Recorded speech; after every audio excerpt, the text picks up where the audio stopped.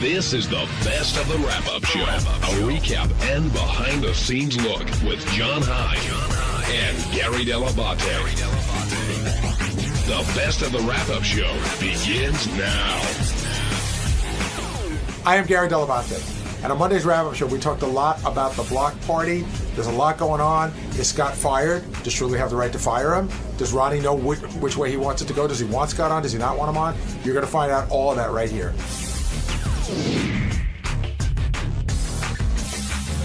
At the end of the show, we had the big block party blowout. And Scott, I'm glad you're here. I wanted to talk to you before the other guys got here, because you've been accused of, sometimes you'll say you're joking after throwing a fit when you're clearly not joking. And I wonder if why do you do that? Is that a defense mechanism? It must be, but if you think the block party, I was mad when they did the prank in between shows. I was really mad. Now, which was the one in between shows? I know about the bus prank and the plane not prank. What was the prank in between shows? Where I'm going on last. Oh, that was a prank? I thought they actually told you that. Well, that was the prank. That was the prank to get me mad. See, I didn't think that was a prank. I thought you got mad because they actually said go on last. Well, they did say it, but it was supposed to be a prank. So Julie didn't say it to you because he didn't think you were doing well and he didn't want you. See, that's where I'm confused. No. They had the promoter Sequoia come in and explain to me that I was going on last. Yeah, by the way, I knew nothing about this part of the deal anyway. What is he doing here? Don't worry about what I'm doing. He's one-third of okay. the. You should kiss his ass because his time he could have totally thrown the guillotine down today, and he didn't say a word. In the sense that he could have said, "I want Scott out." It would have been an end of conversation. If that's what they want, but he didn't. He was sort of. Despite all your shortments that Shirley sees, he seems to like Let's get back to the prank. They came in between shows in San Francisco. The promoter sat down next to me and said, "We're going to do this. We're going to have Eli come out. Then Ronnie's going to come out. Then Shirley's going to, whatever the order was. And Scott, you're going to go last." And I'm like, well, that's pretty retarded if you're putting on a show to have me come out last after Shirley. And I was like, and they go, no, that'll be better, blah, blah, blah. That was the prank to get me mad. Was that a prank, Ronnie? I didn't know. I saw the tape. They're saying I actually thought that was a good idea. Up for a minute. I thought that was a good idea, but they are saying that was a prank. I think that was a response to Scott coming out with the material, and he hadn't told anyone. No, they're saying that was a prank. They said that was the prank. They weren't going to do that at all. They were just trying to get me mad. Okay. Regardless of the prank, right? Are you fired or not? You're gonna have to ask Shirley that. No, I'm asking you. As far as I know, yes. Aren't you a third of this team? That's what I thought, and that's what the whole idea. That's why I'm getting upset about things because, I was a third, and all of a sudden, Ronnie and Shirley are making decisions and not including me. But if Ronnie, what kind of decision did I make? Ronnie abstained. Ronnie really didn't. I'm going back to the discussion we had about the flat fee when you and Shirley came to me. How much did you get this weekend? $2,500. Because I didn't agree to that. No, we got $2,600. I actually heard it was 27. No, it wasn't 27. How much did you get, Scott? I don't. It's like I didn't. You know what? I'm not obsessing on the money. The exact amount. You're obsessing on you, dude. It was 26 and change. Let me tell you something. Let me tell you something. You obsess on everything, which you shouldn't do. I'm not. We have a promoter that handles all our shit. I mean, as soon as a date comes in for a gig, okay, he's on a computer. He's looking up airfares. What are you worried about if it's $20 more or $30 less? Dude, just get on the plane, go do your thing, and go home like I do. Mind you, I don't care. Ronnie, that's your... I don't ask to see the breakdown. I don't give a shit. Ronnie, that's your approach, but that's clearly not Scott's Well, I'm approach. sorry. That's the way it should be. I mean, it's, Why don't you I didn't get approach it into that this way? to make a whole fucking deal out of it. Why don't you approach it that way, Scott? I'm anal. Okay. About some things. I mean, I'll admit but the thing here, if I could just jump in for a second, I'm going to let it ride between the three. The thing that I'm getting out of this is that yes, it started out with the three of you, but it appears that Shirley's doing the bulk of the work. So while you guys may have had the original idea, it's not the workload is no longer the way it started. And it sounds like come to me and say that. It sounds like well, he did. He said, "Now we're going to do a flat fee."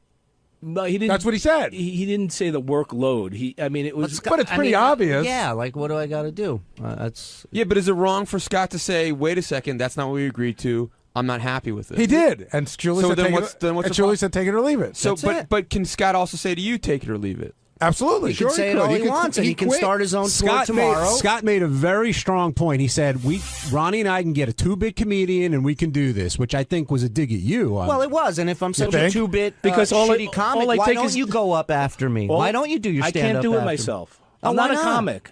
Why? Well, then why entertain this thought in the first place? Why have somebody write you jokes and go up there and do them without telling any of us that you're going to do it? If you know right now you're not a comic, what changed last weekend when you thought you were?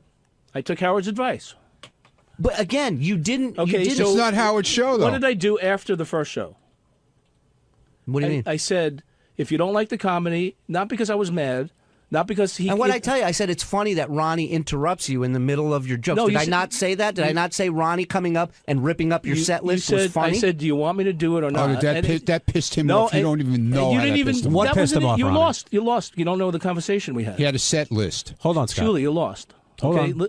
Hold on. Go ahead. He had a thing. I had notes. Like an outline of like notes. It was just sitting on the stool. Okay. It was sitting on the stool, and I just walked over during his act, and I ripped it up. That was the second show, not the first show.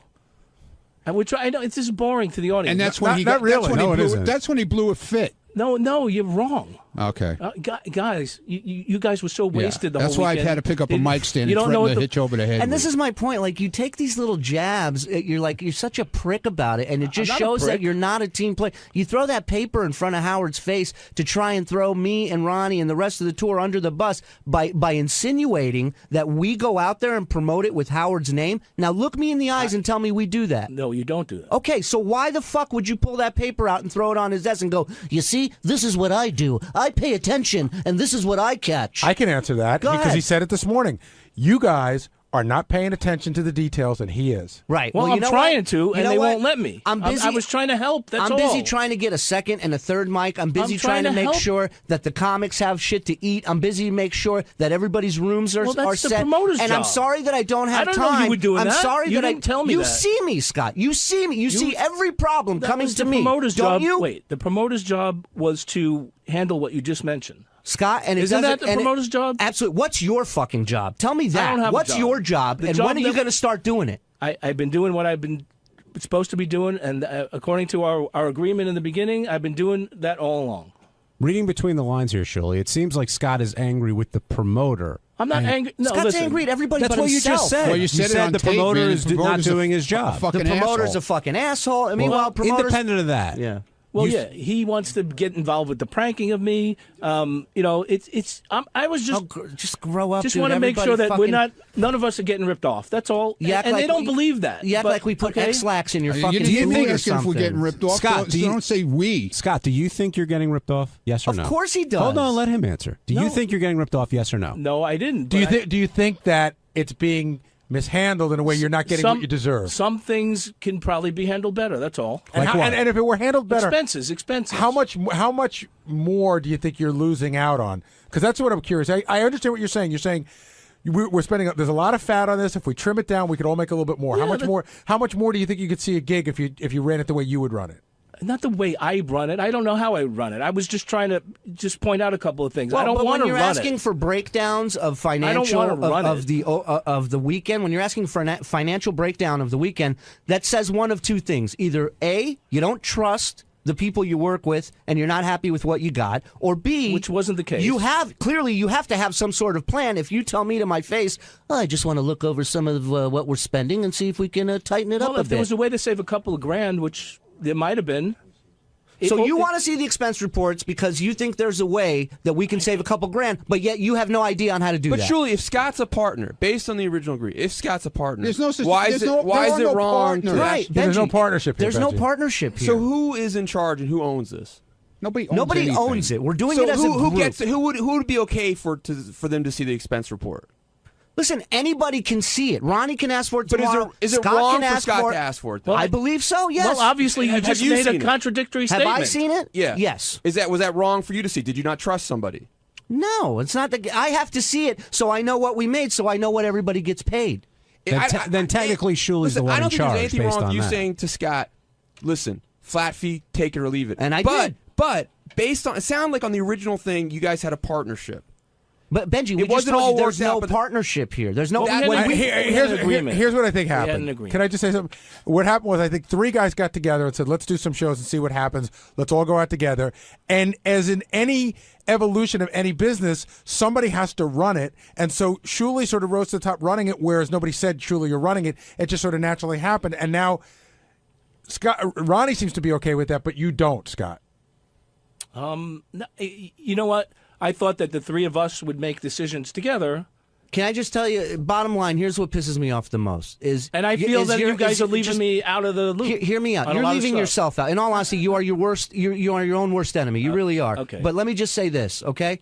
My biggest problem with you is that you can't appreciate for a fucking second what you're getting, and that you get what you get, and you still, in your mind, think there should be more coming to you. And that, to me, is disgusting. I didn't say it's disgusting. I never said Not to mention. Again, you're doing this for the sake of everybody. I said us. Right, didn't say, right. You're never looking said, out for all of us. That's correct.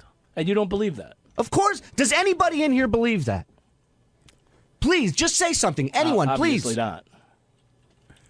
Okay. I think Scott's doing it for him. That's called dead air. I think Scott's doing it for himself. Really? When did you figure that out? When you step on stage. Something that happens Every after your time lines on stage? Every time, yeah, one of my lines. Then come follow me, cocksucker. Come follow me on stage with your fucking jokes that somebody wrote for you. Oh, that he's holding on to the secret on who wrote them. Like I'm gonna go. Like I don't know who did it. Yeah. I do have one question for you, Scott, because I think it's interesting. When you said you can get any comedian, a 2-bit comedian, I'm going to throw a name out, and I don't think he's 2-bit at all. But say you got Jim Florentine to do this, right? Jim's a phenomenal comedian. Yeah, he's great. Can knock out 45 minutes in his sleep.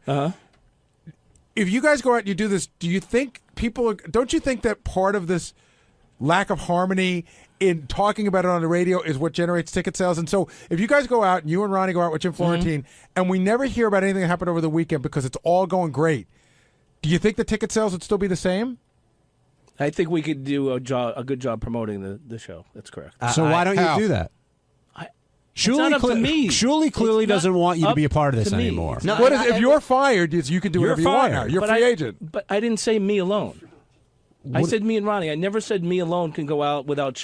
I never said me alone would be able to do If it. you don't Scott think- at JD's block party. If you don't think the ball busting and the pranking that we've done to each other, not just you, but we've done to Yes. each other, Yes, we everyone's have. gotten a turn here. Yes, we if you have. don't think that shit I got helps more sell than one tickets, turn already. helps sell tickets at the end of the day, then you're out of your fucking mind. Listen, of course it helps. Listen, the only thing, the ball busting, I was. Why are you fine- giving away secrets on the air for? Yeah, really.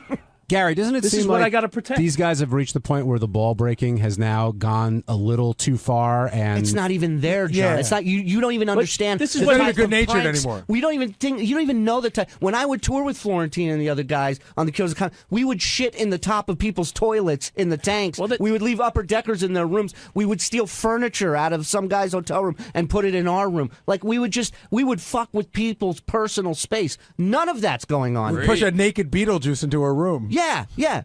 You walk in and Beetlejuice in his underwear smoking a Newport with the heater on. That's a fucking awful prank.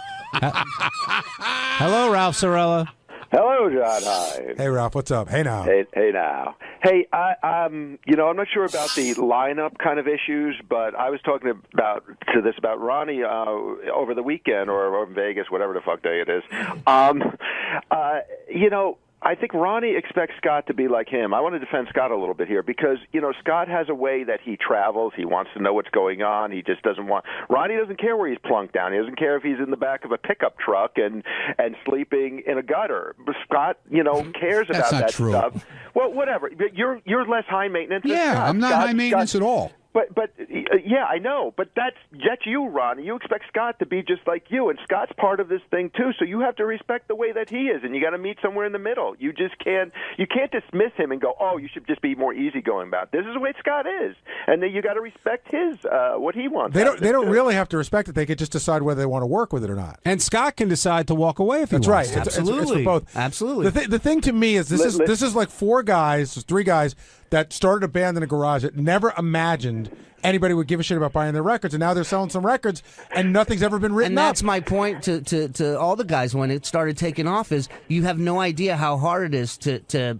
to be just to make money in this business. Forget a living and a successful tour. And we've stumbled onto something. So let's just fucking roll with it. And there's bigger opportunities down the road. Well, there is. I've talked to Scott about it. He knows that there's bigger shit to come. Yet he can't fucking just be a team player. But Julie, as somebody else made the point before, that's why people are coming, because Scott's being a pain in the ass, and this is going on and that's going on. But Otherwise, the Scott pain in the ass stuff you don't see on stage. You don't get that at the show. You see Scott fucking up and not hitting his cues here and there, but you don't get that other than this weekend when him and Ronnie were kicking a chair at each other for 5 minutes. You don't see that on stage normally. You guys are a mess, and people are coming to see the train wreck. So just go with the train wreck. Absolutely, yes, but I don't have to sit there and fucking work with a guy who's getting paid a lot of money for being a train wreck and is still accusing me or insinuating that I'm holding out on him. But can you? Fuck that. Will there be any legal issues of trying to fire someone with a B12 deficiency? It might be. You know, Might be Ralph, like a Philadelphia thing. You know, Ralph. The Have to have problem my is lawyer get on that. The problem is that Shuli's already done the show. Scott gave them the opening by letting Shuli and Ronnie do the show without him, and it worked. That's where the problem is. It also worked good without him. Of course it's going to Without work Ronnie. Of course it's going to work without Scott. He's not like he's the glue of the group or something. But it did work without Ronnie as well. So I had one complaint in the show the weekend that Scott missed, the Chicago-Arizona weekend, and that complaint was from a fan who said, I paid to see a train wreck. Scott's not here, and I want my money back. That was the only complaint I got. it's not enough of a mess for me. Really, that's what he said. All right, thanks, Ralphie. Scott, I'm going to pick up on what Benji said with his B12. Where did this health issue come from, and is it bullshit or no, it's not bullshit. I was having issues since late last year, and I thought it was just soreness from working out and stuff like that, and it didn't go away. And I went to my doctor, and they did blood tests and all kinds of things. He didn't find it. And I went to a neurologist finally, and he didn't find anything there either. There's nothing in my, and they found that my B12 was deficient. Can I ask you, Scott? Because when we talked before this got on the air that you weren't able to do that weekend, you talked to me and you told me that you couldn't do it. It was a private conversation. I'm not going to bring up what you said, but it had nothing to do with your health. Well, it is my health. I didn't want people to know that I was dealing with a health issue. So why? So you lied to me before and then on the air again. Didn't want to lie to you. But you did twice. I wanted to protect my health issue. Don't you your vitamin D levels? Don't you trust these two guys enough? See, this isn't going to trust. Well, Ronnie knew. But hold on, don't you trust? I know after the afterwards. fact, but don't you trust these two guys enough to tell them in advance? Don't you think if you told Ronnie and Julie, hold on, and you tell them, they would understand, as opposed to knowing that you're going to make up a lie that they're going to see right through. I suppose that was the wrong way to do it, but I wasn't comfortable with.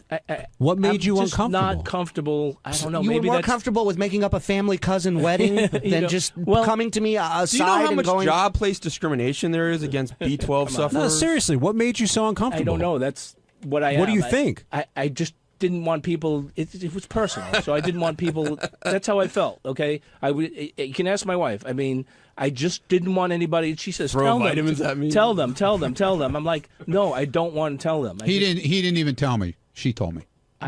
His wife told you? Oh, she's talking to you? Yeah. She called me and told me the whole time. Yeah.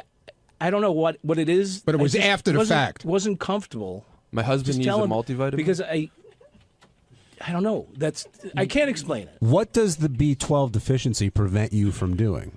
Hitting his cues on time? Yeah. It's not really preventing me from doing anything. In the beginning, it was more, if I sit in one place for more than 10 minutes, I get cramps. My legs are sore. Cramps in my legs. No, but Scott, I'm going to go back to the everybody thing. gets cramps. No, if I can sit for too long. But Scott, you said at one point you thought you had MS, which is very serious. Yes, and I would understand that. I had CAT scans. I had MRIs. I understand, but so if I thought I had MS, San Francisco, Connecticut, I'm just not doing shows anymore. Well, I can't. Well, that's why. But you said no to the West Coast show, but yes to the local show. If I really thought my health was in danger, I'd say no to all shows. No, I didn't think my health was in danger. Yeah, you got it wrong. It's very uncomfortable to travel. Here's the telling. I was hoping that by skipping these shows, that with the treatments I'm getting, that further down the line, a month later, I'd be much better. See, that makes more sense. I would respect you 100% more if you just came out and just said, "Look, dude, my biggest issue is the money. That's it. I want more money. I don't like that you're making more." I'm not going to deny that. Okay? That's all you've been doing. Is you come up with other excuses other than what you're really pissed off about. No, of course, I want us all to make more money. I'm not in it just for myself. Granted, the money is great. I'm not denying the money isn't good. Do you think what you get paid for San Francisco and Sacramento for what you did? Do you think that was a good amount, or should you have gotten more? That was a good amount. Do you think Shuli should be paid more than you? That's yes or no? Just be honest. Not. You see, the problem is, should he be paid? That's not the problem. Should he be paid more than You're not me? answering the I'm not question. saying what's the problem. I'm He's asking you doing a a lot question. more, but our arrangement was we got paid So the yes same. or no? So that Yes sounds like or a no. So yes or no? If he would have come to me and said, "Listen, I'm doing a lot more than we originally thought," Scott, do you think Shuli should be paid okay, more than you? fine, yes. You do. Then it seems we don't have But a you problem. you don't. don't believe that. It You're going to seems- sit here and tell me you actually You're feel not that getting way. my point. You're not. I'm You didn't probably make a not, point. I'm not probably explaining it clearly. The original agreement was we made the same amount Got of it. money. Got there it. But wa- that- so then the answer is- no. Oh, That wait, was wait. never. Yes, that it was was. never So said. Ronnie, what do you say? Because the first couple of shows, They He made got more than nothing. me. He They got like made more $100 than me. Like the first 3-4 but we shows. were guaranteed X amount of dollars. Were you aware of that, Scott? That Yes, there was, I told him that. Yes. So and then as time went on, But I don't throw it in his face like he throws expenses in my face. What that tells me, although there was no agreement, what that tells me is if you guys were willing to take your fee and it was a partnership, but he took less because it was all on him, then he is sort of running the show. I took And you less. you sort of agreed to that. Otherwise, you would have said, no, we'll take less and we'll all split it. I took less because you guys never That really was do one anything. one like, show. No, it wasn't, Scott. It was more than one show. Chambersburg, you guys were making good money right from the start. Right from the start. No, I and know that. I didn't take my share for at least 3 shows, maybe 4. I didn't take a cut. I didn't make anything. see, I didn't know that was that many shows that you didn't take that much. I explained it to you when we had our fight in your studio, and I explained that to you. And, you hear what you want to hear. Scott, I'm going back to that question I asked you before because I want you to answer and answer honestly. Do you think Shuli should make more money than you? Well, if he increased his workload, I know you want a yes or a no. I'm just trying to explain this. Ba-dum-bum.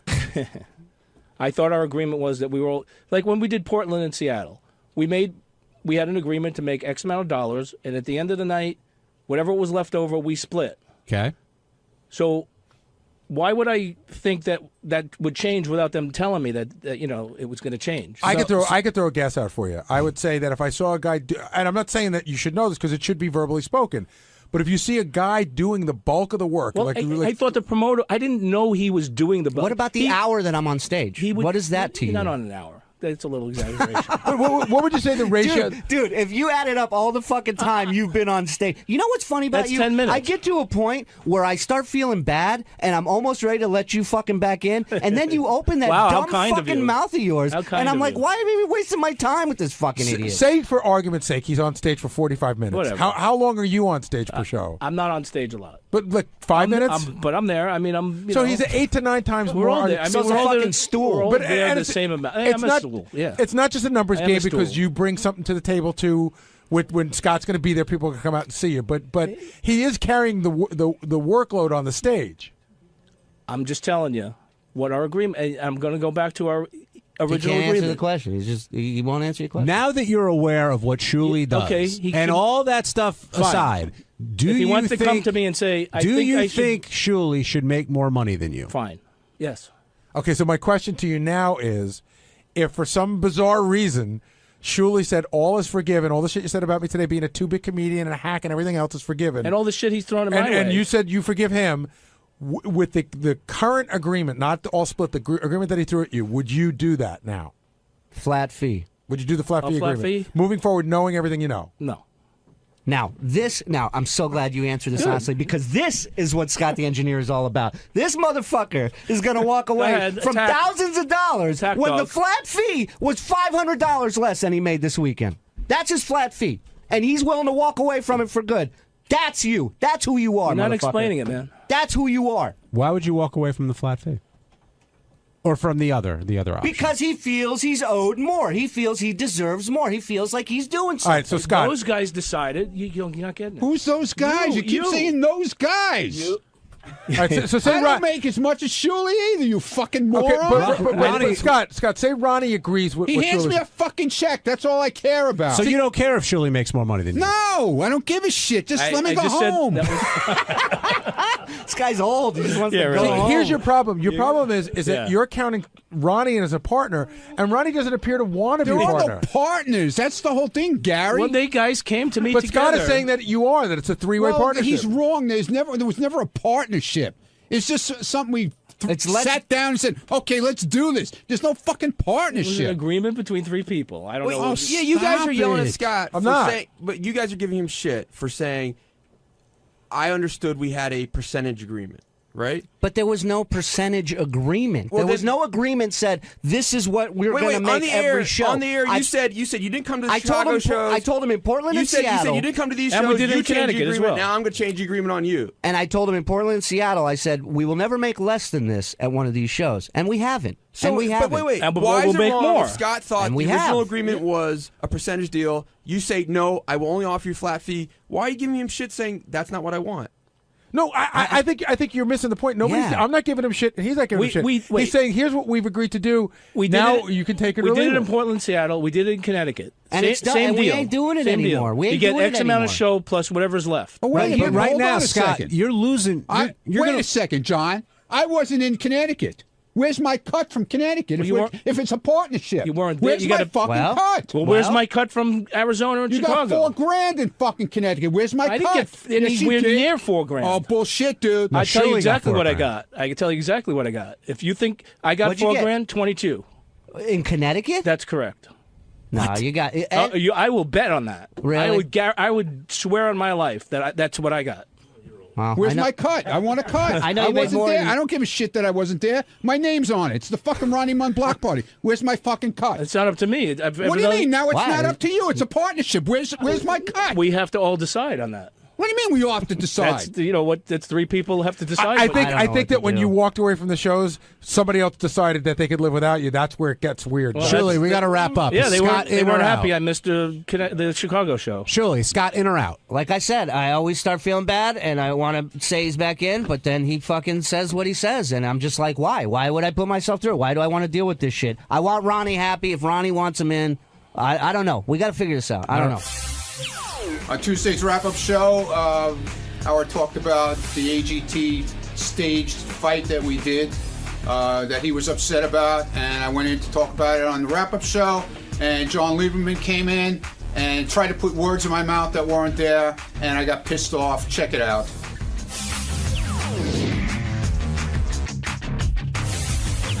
Thanks to Natalie, we got that Vegas story today about Ronnie. And I have a feeling we were going to get that without Natalie. well, regardless, Ronnie staged this fight with the other security guys there. Hold on a second. They staged it, and he That's was a right. part of it. Okay.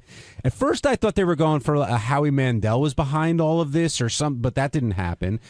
But when Ronnie went in there and Howard and Robin both explained how they felt, it seemed to me that Ronnie either just decided to tune out and didn't want to deal with it, or he really feels that he did nothing wrong in this situation. Well, I got to start by saying I do love Ronnie, and I said on the air he actually made me look a little foolish because yesterday on the air I talked about how amazing. Oh, it wasn't on the air. I was doing a special for behind the scenes at AGT, and I talked about how amazing Ronnie is, how people throw all sorts of shit at him verbally, and how he doesn't let it get to them, and he's a consummate professional. And I get that there's a familiarity when you work on a crew. I was there for a weekend, and I feel like I knew these people. I was eating with them, and you're hanging out with them, and you get to know them. So Ronnie's like really in there. But were you saying like, "Hey, asshole," when you ran into him? No. But I mean, you get familiar with people. So if I got familiar with them over a weekend, imagine how bonding and experience it must be for Ronnie over 6 weekends. So let's and a Vegas week. Okay, so however, you've got the familiarity. like I'm familiar with you, but when John and I come in the morning, I don't go, "Hey, douchebag." Well, you could, but we don't. No, that's just our relationship. But I don't do that to anybody. Well, Ronnie does this to almost everybody. I mean, that's just the way he communicates, and we'll get to that in a second. But my point is, being Howard's guy for so long and knowing why would you take the chance? Why? And this happened before here when Ronnie and Scott did that Langford bit a few years ago. You know, it's like this creative bone that's inside of them that needs to come out. Do you think Ronnie wants to be sort of a writer and an entertainer, or what possesses him to do this? I don't know that Ronnie wants to be a writer. That's Howard's rap, and there may be something to that. But I do know that Ronnie likes to be in the middle of things. He's not a guy that wants to stand on the side. Standing on the side and watching is against what Ronnie wants to be in, you know, when he's not doing that. He likes to be in the middle of the party. He likes to be part of the fun. Now, Ronnie's whole rap was, well, this wasn't supposed to happen in front of Howard's door. It was supposed to happen down the hall. But the truth of the matter is it shouldn't happen at all. Because I do agree, even though everybody on the crew knows each other, you do get into a weird area where there may be a lack of respect. And, you know, why didn't one of the other guys do it? If it's not near Howard's door, who is the prank for? Is it for the other security guys? guys? It appeared to be for the one security guy who didn't know that Harvey and Ronnie have this relationship going on. That's a goof. That's what I got out of it, was for that guy. Benji, why do you think Ronnie realizes that he made a mistake here, or do you even think Ronnie made a mistake by doing this? Yeah, I think it was a mistake. I think it was horseplay. I don't think Ronnie put a lot of thought into it. I think it was just like, hey, we're having fun. But shouldn't you put a lot of thought? I get what you're saying. He didn't put a lot of thought into it, but that's part of his job. I think it was a big mistake. I think it was it was. I don't think he did it. I don't think he did it in any malicious way. But I just feel like, you know, again, you got to be at the top of your game, even more so when you're outside of here.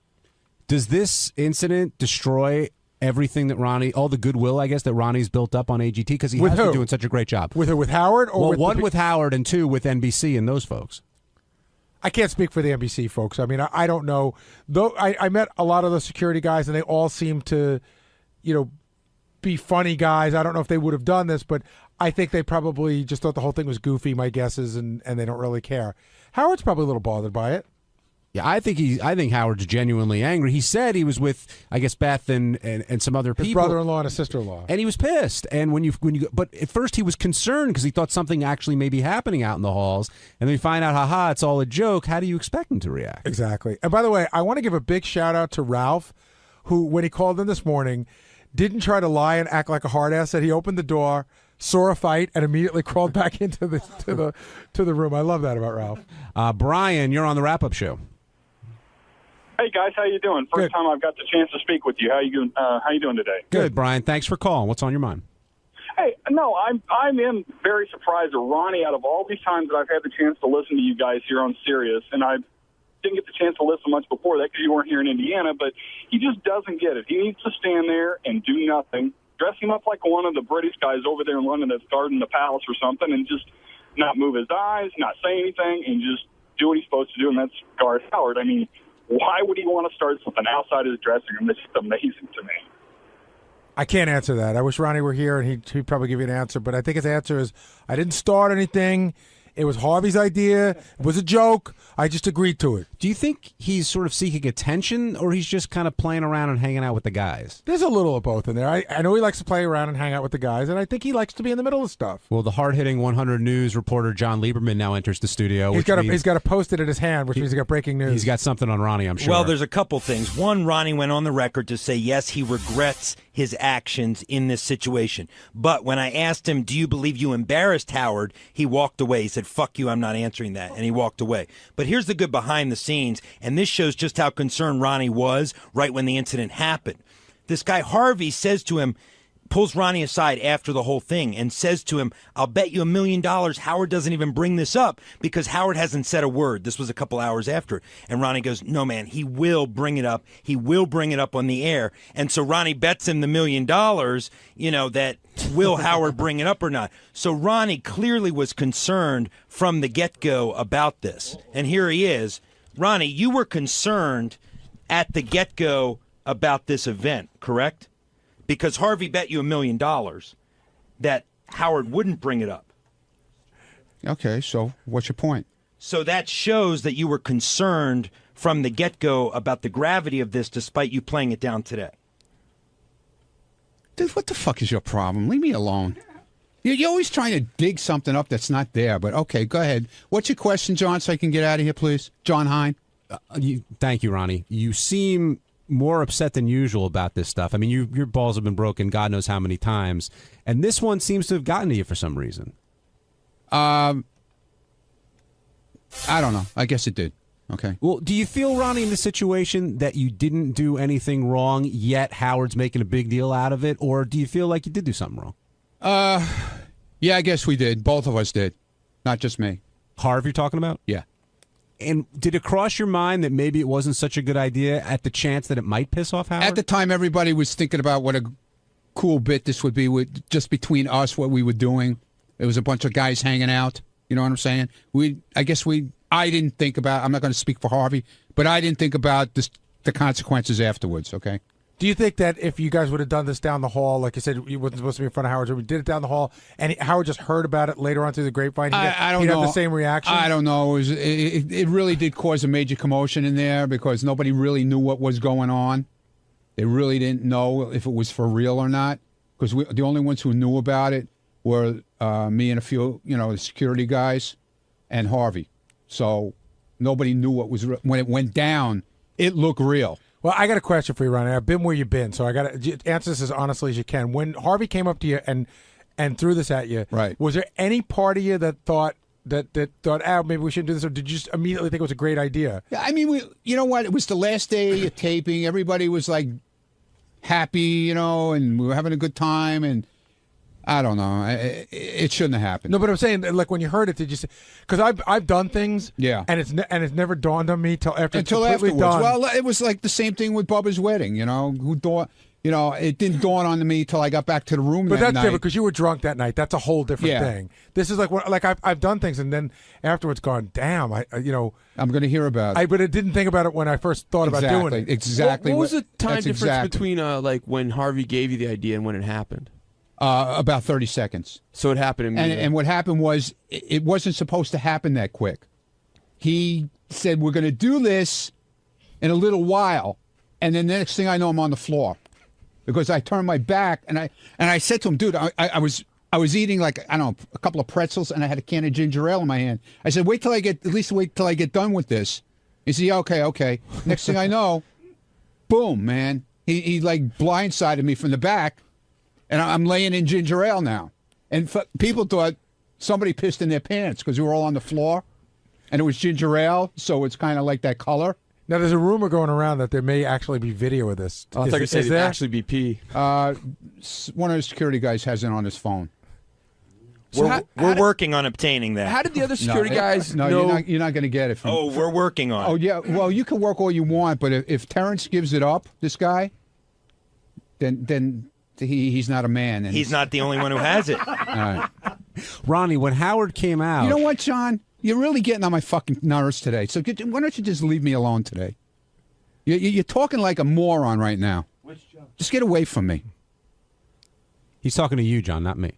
Yeah, I know. I don't know how is today different than other days? I'm asking you questions. You got that fucking edge in your voice today. It's like, I can't wait to fucking fuck this guy in his ass by getting that video. You want me to get you the fucking video? I'll get you the goddamn video. It's already out on the goddamn fucking table already, all right? I'll get you the video if you want it that bad. Why are you so worked up? Why? Because you don't think the video is going to be interesting for everybody to see? Well, as a reporter, we get information. Good. Well, That's why we ask for the video. Go get information. Well, Okay. if you're going to give me the video, I'll take get it for you. I'll call a guy and have him send it to you. How's all right, that? that's great. All right. Thank I'll you. make your fucking life easy. Thank you. To throw me under the fucking bus. Go ahead. How did I throw you under the bus? Howard brought it up. No, nobody was going to release the video because you think you're going to be Mr. Hot Shit reporter and get it. I'll make it easy for you. I'll get it for you. How's that? Okay. Thank you. I'm saying thank you. Yeah, but I don't think he wants to be thanked. That's what's going on here. When Howard came out, he sounded genuinely concerned that you might be hurt. Were you aware of that? Yeah, I know about that. And so, did you approach him about that? Did you say you were sorry, or did you have a conversation? He found out about it. He found out it quick enough that it was a joke thing. So, what about this other thing they got on you today for, like walking up to everybody and saying, "Hey, asshole," or "Hey, douchebag"? It wasn't. It's not everybody. It's me and Harvey. That's what What are you talking about, dude? It was me and Harvey. Every morning I'd have to communicate with Harvey. Part of my job to let them know we were on our way to the set. Okay, so. The first thing I would get a message in the morning from Harvey. Good morning, douchebag. how are you today? Go fuck yourself. And I would answer him back like, hey, dick ass, we're on our way. So you would say that Harvey's the one who started the goofing around and calling each other asshole dudes? Yeah, exactly. But I'm saying it was a mutual thing. We got along really good. So this kid Harvey's getting you into trouble. It's not a kid. This is a man. This is a man who runs the whole stage production. He's a man. So do you talk to people that way that you're close to, almost like as an affectionate term? We goof around, man. We goof all the guys we were goofing around. Does Ronnie seem more upset than usual about this stuff to you? No, because we were goofing around. You're in a hallway for 8-10 hours a day. I mean, you know, standing against the wall like a statue. Okay, fine, it's no problem. But when you're at a bunch of people doing the same thing, you know, you talk, you goof around, you joke around. I don't see anything wrong with that, but okay. Sounds like Ronnie was bored in Vegas. I wasn't bored. I wasn't bored. This wasn't only Vegas. This was through the whole thing. By the way, when you said Ronnie looks more angry today, it was really interesting because you can't see it visually, but Ronnie walks in, and Lieberman said something, and Ronnie looked him up and down. His eyes just said, "You're a piece of shit." Yeah, you know that. You know, I'm not saying he's a piece of shit, but you know he makes like he's going to some big deal out of this. It's already out on the table. I was going to say it's already out on the table already, John. I don't know. You want the video? I'll get you the fucking video. Be my guest. TV wanted the video. Yeah, well, TV wants everything. They should be there covering this shit if they want it. Ronnie, did you think Robin was getting on you today? Robin gets on me all the time. That's nothing new. That doesn't bother me. It's nothing new. Did you think Robin was sort of piping in here, Gary? Well, I thought she was a little emasculating. Well, she always is to me, so it's nothing new. Well, I thought she was supposed to stop doing that. Well, yeah, not in my case. It hasn't stopped, believe me. Will you bring this up with Howard later in the day, or is it water under the bridge? I'm not going to bring it up. If he brings it up, that's another story, you know? Is there any concern about anyone? And he's never said... See, that's what I told Harvey. He says to me, Howard never said a word about it. It's never going to be talked about. But I said, that's why I said to him, you're going to owe me $1 million. Because if it doesn't come up Monday, if it doesn't come up Tuesday, it's going to come up. No, he hasn't even said a word to me about it. He would have said something to me if he was mad. He wouldn't say nothing. He didn't say shit to me. I said, you'll see, Harvey. You'll see. And I'm going to take the hit for the whole thing because you're back in L.A. and I'm here in New York. On Wednesday's wrap-up show, all the talk was about Ronnie and Richard. Richard being willing to blow Ronnie for $1 million and Ronnie having to finish. Ronnie and Richard are undeterred. They are very, I don't know if I'm going to say excited about it, but they're certainly not nervous. And everybody weighed in because they both believe that this isn't a gay act. Watch what happens.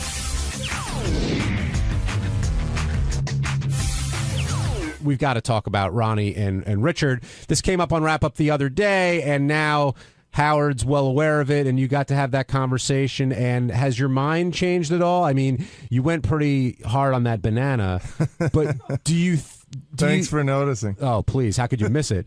But you almost choked yourself. I gagged. Yeah, I was gagging. Are you thinking twice? This is becoming more real now. I guess Noel's now on the hook and is going to call, and it seems to be it might actually happen. Does that scare you or intimidate you, or does that get you more excited to do it? It gets me excited. I'm that much closer to being a millionaire, and plus, I mean, part of the big thing for me is I love funny bits, and I love doing funny stuff for the Stern show, and it'll be a great bit, and I just think it'll be hilarious. Richard, I got to ask you a question. Have you really discussed this with your wife at all? Like, did you go home that day and say, "Listen, we could possibly get $1 million"? Absolutely. And what did she say?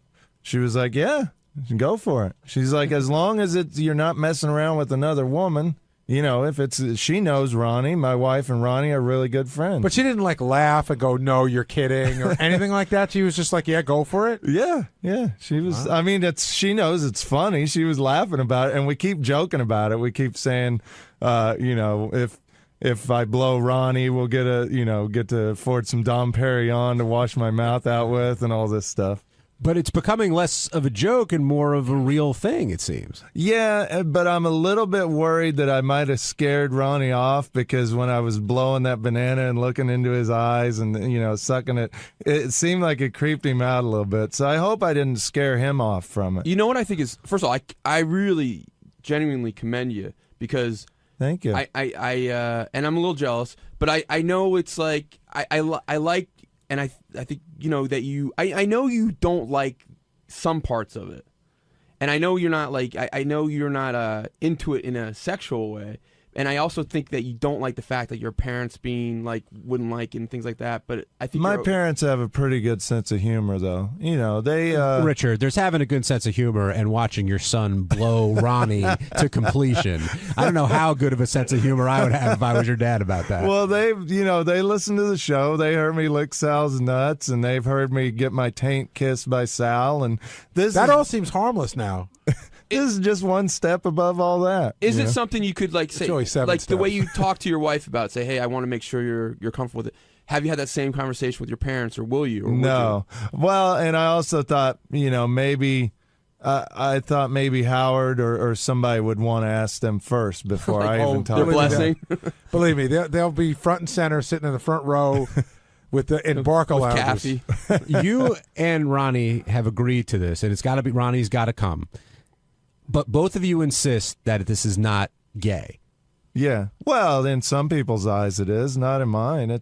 To me it's funny, and it's an easy way to get $1 million. Regardless of it being funny or not, because I think it would be a great bit. How can it not be? How do you not consider it a gay act? I don't understand that. Because I'm not doing it for sexual reasons. I'm not turned on by Ronnie. I'm not going to be turned on by his penis. Okay, so hold on a second. How do you know that? Hold on a second. So I'm pretty sure I won't. If another girl fingered a girl, say it's your wife, and got her off, but it was for goofing around. It wasn't for sexual reasons. Women on women is not goofing around. I don't think. Why? It's all It's purpose. it's not as funny to me. I mean, guy on guy stuff to me. I don't know why, and I'm not homophobic. I think this proves how unhomophobic I am. Oh, I agree. I think it's funny. But how can you say it's not sexual when a man is going to ejaculate? In your mouth. In a condom. It's maybe sexual for Ronnie, but not for me. See, Ronnie thinks it's not because he's laying back, closing his eyes and getting blown, and that's how he's rationalizing it. He's not. Maybe he is thinking about it being you, but to him it makes it. But he wouldn't blow you. That he thinks is gay, which makes no sense to me. It's all intention. Like, and I'm not joking around. Like, is a pap smear a sexual act? If a woman, it's a smear, not a schmear. If a woman, and this is a horrible thing, but if a woman orgasms during rape, which is actually very common, right. Does that mean she wants to be raped? No, it is common. Benji's right. That is common, but I've never been able to do that. That's also not premeditated. This is like, this will. I mean, I can't imagine either of you being able to sleep the night before. What about the night after? Together. Hey, once it's done and I got that money, I'm fine. I think the scariest thing though is the fact that I know it's a small, actually maybe it's not even a small chance. The fact that you have to do it to completion, so you're counting on Ronnie. Oh, it's a team effort, no doubt. To finish, and if he doesn't, you could do this all for zero. I know. That's the scary part about it. You guys have to work together. There's got to be, that's a part of any kind of contest, I guess. There's got to be a risk that you won't win. Right. This is the Gay Amazing Race. Marianne in Kentucky, you're on the wrap-up show. Hi, Marianne. Hi, Marianne. Oh, hi. Hey, I just want to find out from Richard, it's about time you finally come out of the closet. You and Sal have been through so much. But isn't Sal going to be feeling left out from all this? With you and Ronnie? I talked to Sal about it. I said, would you do this? Would you want to be a part of this? And he was like, no way. Sal doesn't want to blow Ronnie. And I was thinking more if you blew Sal. Would you blow Sal? If Ronnie, for the money, yeah. Let me tell you, if Ronnie stepped out and Ronnie and Sal were willing to step in, would you do it?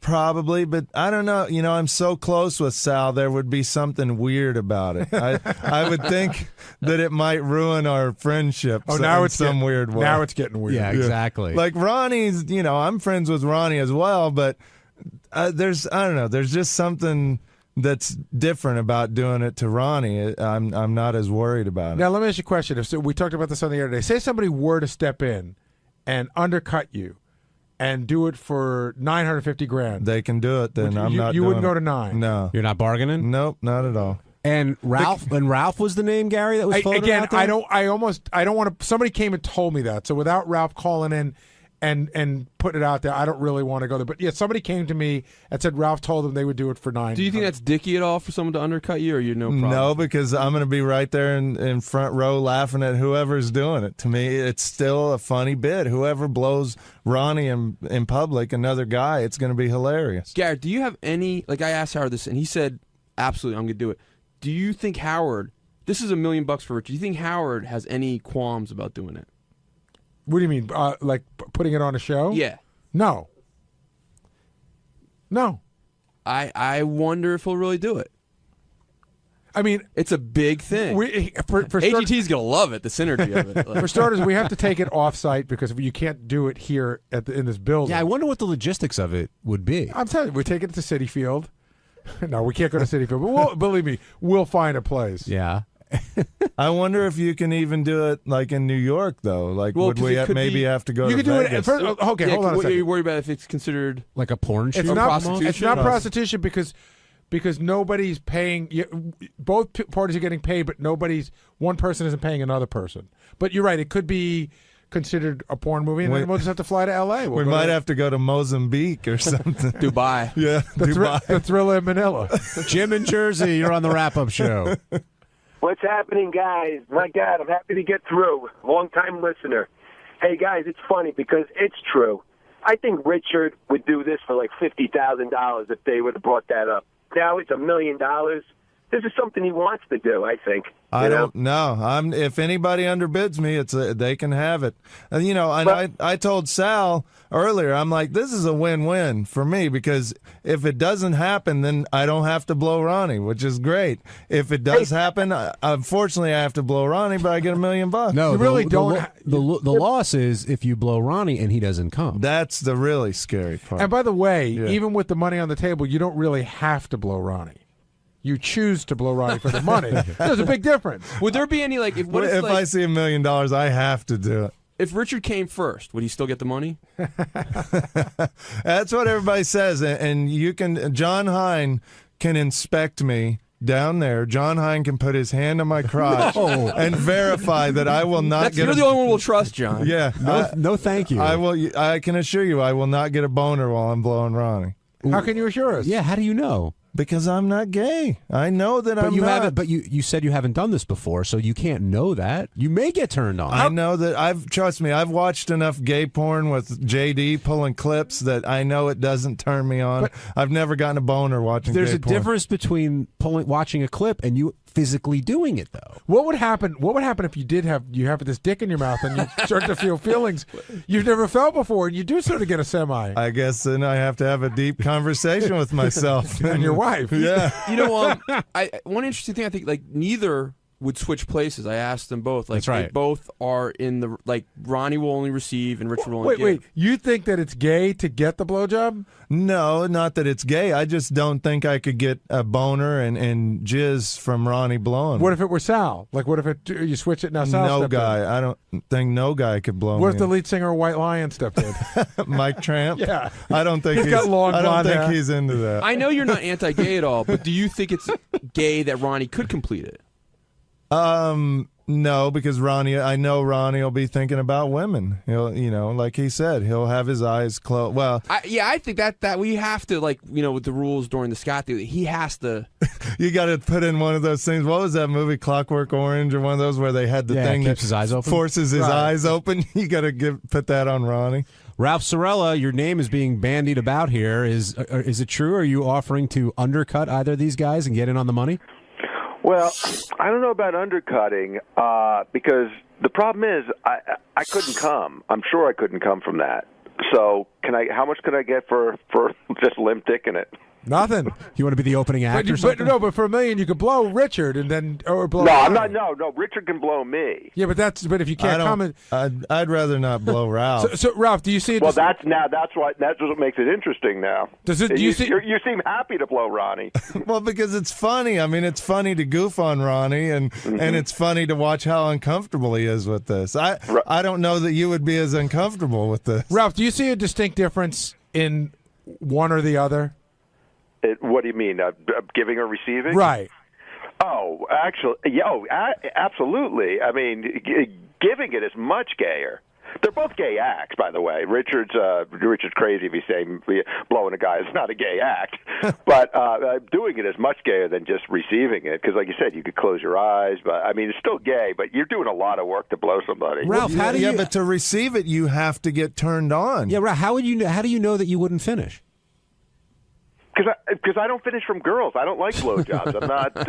I'm not. And I'm sure Richard's not going to kick it up a notch. You didn't see him with the banana today. He knows what he's doing. Hey, what if we do like Richard? What if like works several guys from the staff at once, and the one to come first gets the million? Gets the million.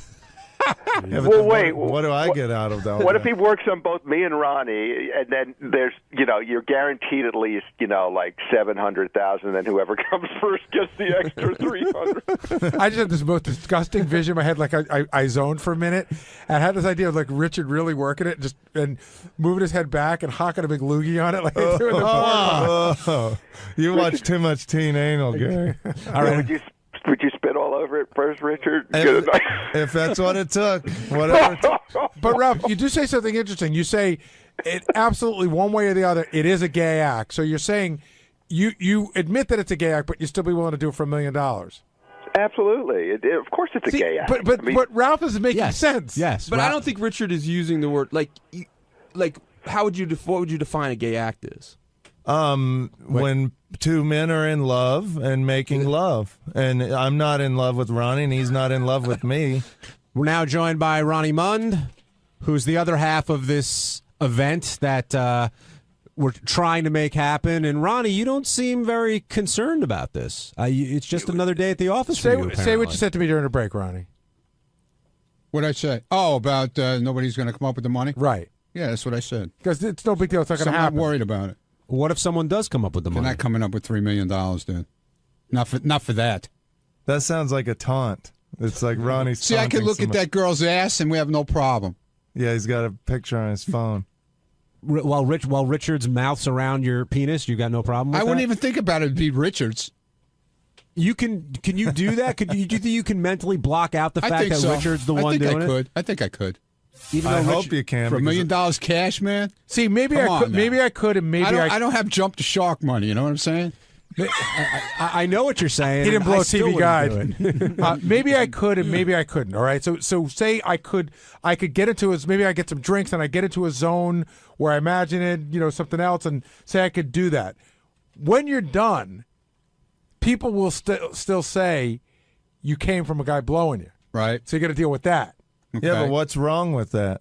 Why is that a bad thing? Actually, there's nothing really wrong with it, but there is I mean, like, to me, the whole gay thing is not that big a deal if you're gay. Mm-hmm. It's just that you guys aren't, and so people will think that you are, and to some people, there is a stigma for that. Yeah. New York's pretty liberal, though. I think we'd be fine around here. Yeah, the family reunion in Kansas City would be a little weird. Hey, Ron, if I'm real sorry. We all know you lost your mom. If she was still around, could you be doing this? Probably not. Ralph? My mom's around, but she doesn't get the show. Yeah, and Ralph, by the way, certainly no way would she hear about it from anyone else. No, she's pretty insulated. The only one who would tell her is my sister, and I could give her $10,000 to keep her mouth shut. I'm loaded at this point. By the way, I'm gone for $1 million cash. I mean, it's $1 million cash, right? Yeah, after taxes. Right, Ralph. Gone where? Gone where? I'm gone. Are you kidding? $1 million? You know what you can do with $1 million? Fuck, I'm gone. Really, I don't have to deal with anybody giving me shit over it. Well, wait, Ralph, you still got. I'm in the Bahamas somewhere. You still got a lot of life left. And you got I'm going to go live it out on a beach. I'm done. I thought all these guys, $1 million's a huge to me, but I thought all you guys had more money. See, $1 million's not a big lifestyle. That's if you just really. It's like $70,000 a year if you just live on it. Hold on a second. You realize how much? $1 million's you put it in the bank and just live off the interest. But that's like $70,000. First of all, it also depends on $70,000 a year. I sell my house, get a nice chunk of change for that. Okay, plus with all the other investments I have right now. No, I don't think there's anything wrong. I respect $1 million, but I Ronnie, thought you guys had more. It depends also on the lifestyle you lead and where you want to live. In New York, $1 million, it's a lot of money, but it doesn't it doesn't solve everything depending upon how you use it. Like Ralph's saying, if he wants to sell his place and go move to wherever and live a different kind of life, yeah, it's possible. But I don't know if everybody's willing to do that. And Ronnie's got a secret weapon he's not talking about. What's that? He can start collecting Social Security as well. Seriously, that's a whole other chunk of change. But Ralph, you're not getting the $1 million if you're not coming. Yeah, well, see, that's the problem. I don't know. Maybe if I don't have any, maybe I could if I don't do anything for like a month, and you know how you get like that, and if somebody just touches you, you explode. Well, the other thing is maybe you is there a time limit? What if could Ronnie maybe take ecstasy, and then it might be easier. I think he has to. I ain't taking anything, pal. Drug tested. I learned my lesson with that this past weekend. Oh, it's like Olympic drug testing. Wow. You're going to make sure he Can doesn't. you finish? One last question. Can you finish wherever you want? Well, I think there was talk that Ronnie would finish on my face, which I'd rather not that happen, but I think they want proof that he finishes. I love it. I'd rather not as not know.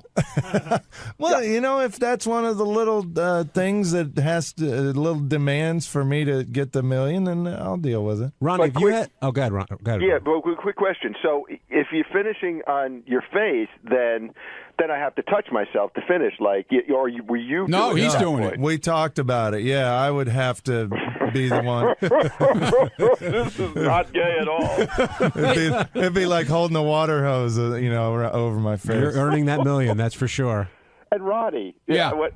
Of course, there's a way this money can be. I mean, it'll turn. Somebody would sponsor it. You could be held somewhere else, so you could sell tickets. I mean, of course, it could be that money could come from somewhere. So don't think that this couldn't happen. I can't speak for Noel Biederman, but I do know that he was trying to get the naming rights to Giant Stadium, and that's big money. And he's already a sponsor on this show. It wouldn't surprise Gary. Am I off base? I wouldn't say it's a slam dunk, but it's not. I wouldn't say it's no way is it happening. I'm going to ask you kind of a crude question, but so to get the $1 million for this, you have to get hard, I guess, to finish, and you have to finish. Let's say the option was you could put your penis, your limp penis, between Richard's butt cheeks and not come. Which would you rather do? Absolutely not. I'll do that too. Do you come a lot, Ronnie? Do I what? Do you come a lot?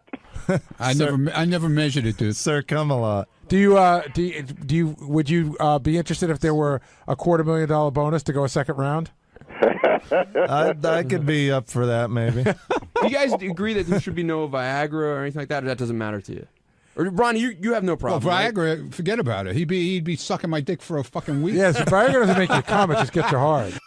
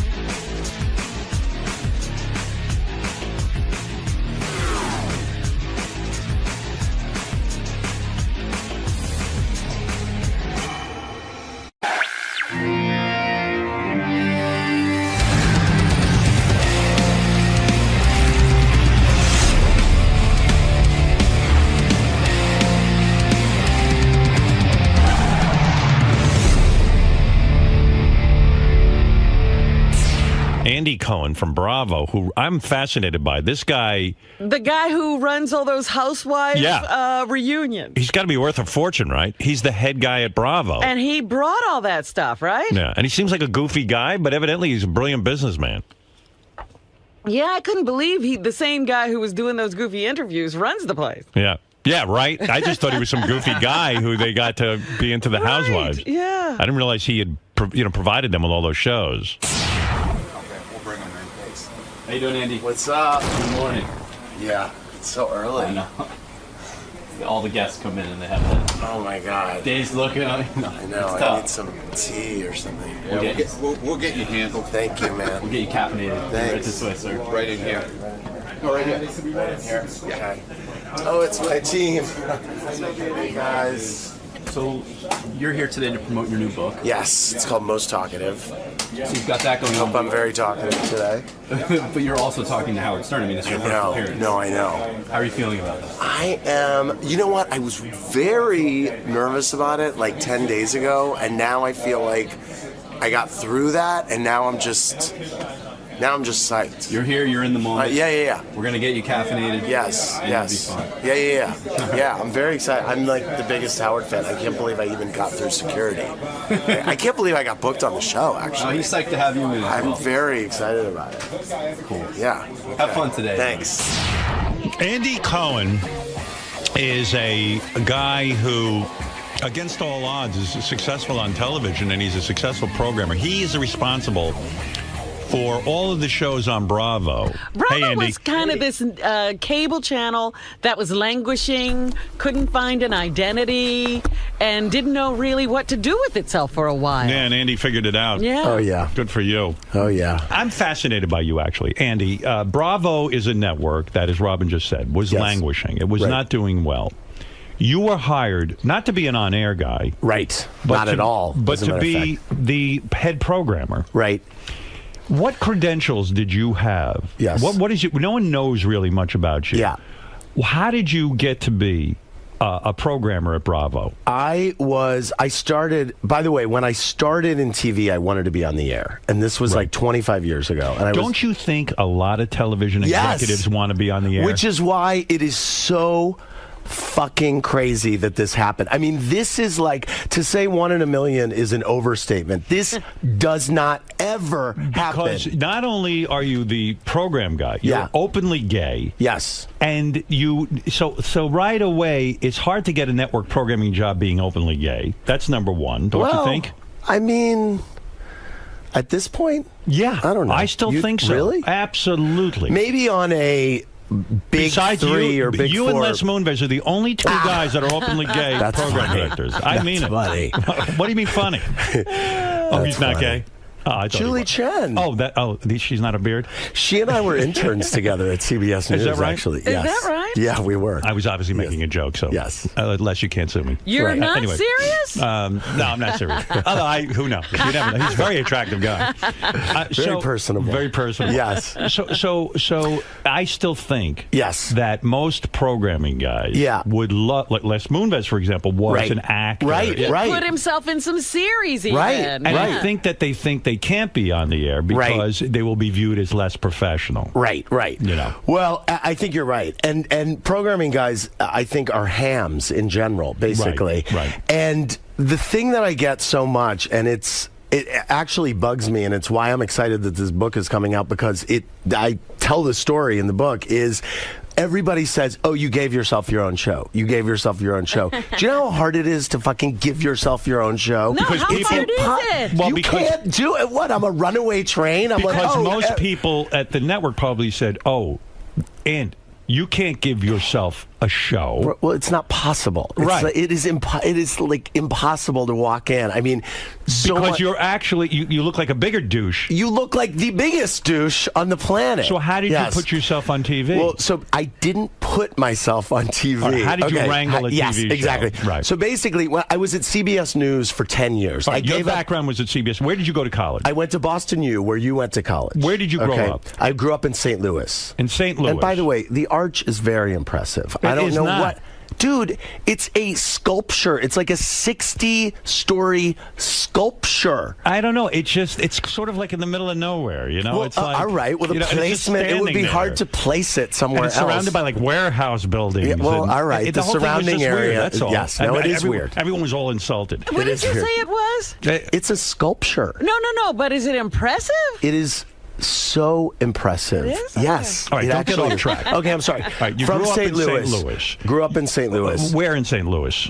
In the suburbs. All right, in the suburbs. Jews. Were you a popular kid?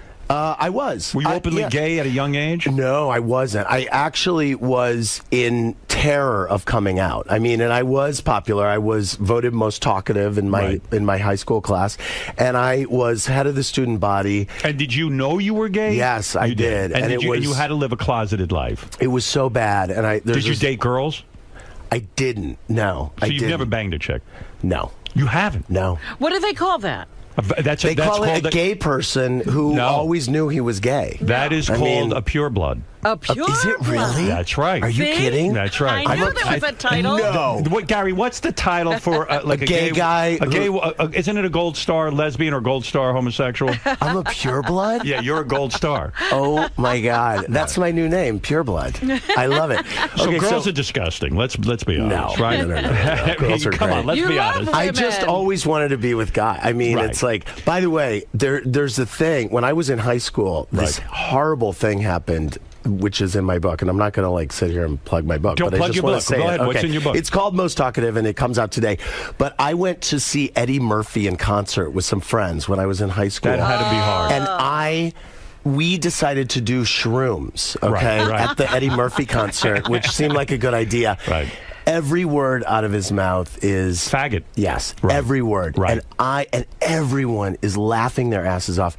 And I literally was in there and I was like, "Oh my God, this is my life. This is what my life is going to be." Right. There's 20,000 people in here laughing at me. And I mean, I never did shrooms again, obviously, but Right. I mean, That had to be a bad trip. That was the worst trip. I mean, it was so right. bad. You're so right. When you're a closeted guy and you're surrounded by a bunch of friends and they're all making fun of gay people, and sometimes you have to even sit there and go, "Yeah, can you believe those guys?" I mean, it was bad. So that was my whole high school. That was really. So in high school, had you ever been with a man, or did you actually make out with? No. Did you make out with women? Yeah, a little bit. I mean, just to do it, but I mean, it's like That's the furthest you ever went with a girl.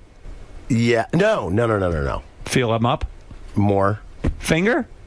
More. You ate out a girl? Yeah. And she blew you? Just the first. You just ate her out? Yeah. Why didn't she blow you? It just is what happened. I mean, I'm a pure blood. How bad was it? Yeah, you are. You're a pure blood. I'm a pure blood. That's right. Yes. I think I just made that up. I think you did. I love it. It's the best phrase. It's the name of my second coined. book. So Andy, it's the name of my second book. I can imagine the humiliation of going to the Eddie Murphy concert, and and at the time he probably didn't realize how painful that was. You know, people's attitudes have changed. Right. And so imagine my glee years later when he got pulled over with that. The tranny. I was like, isn't this full circle? Karma's a bitch. Karma's a bitch. So that's tough. You go off to college, and then do you come out of the closet? I came out of the closet in college. Right. Yep.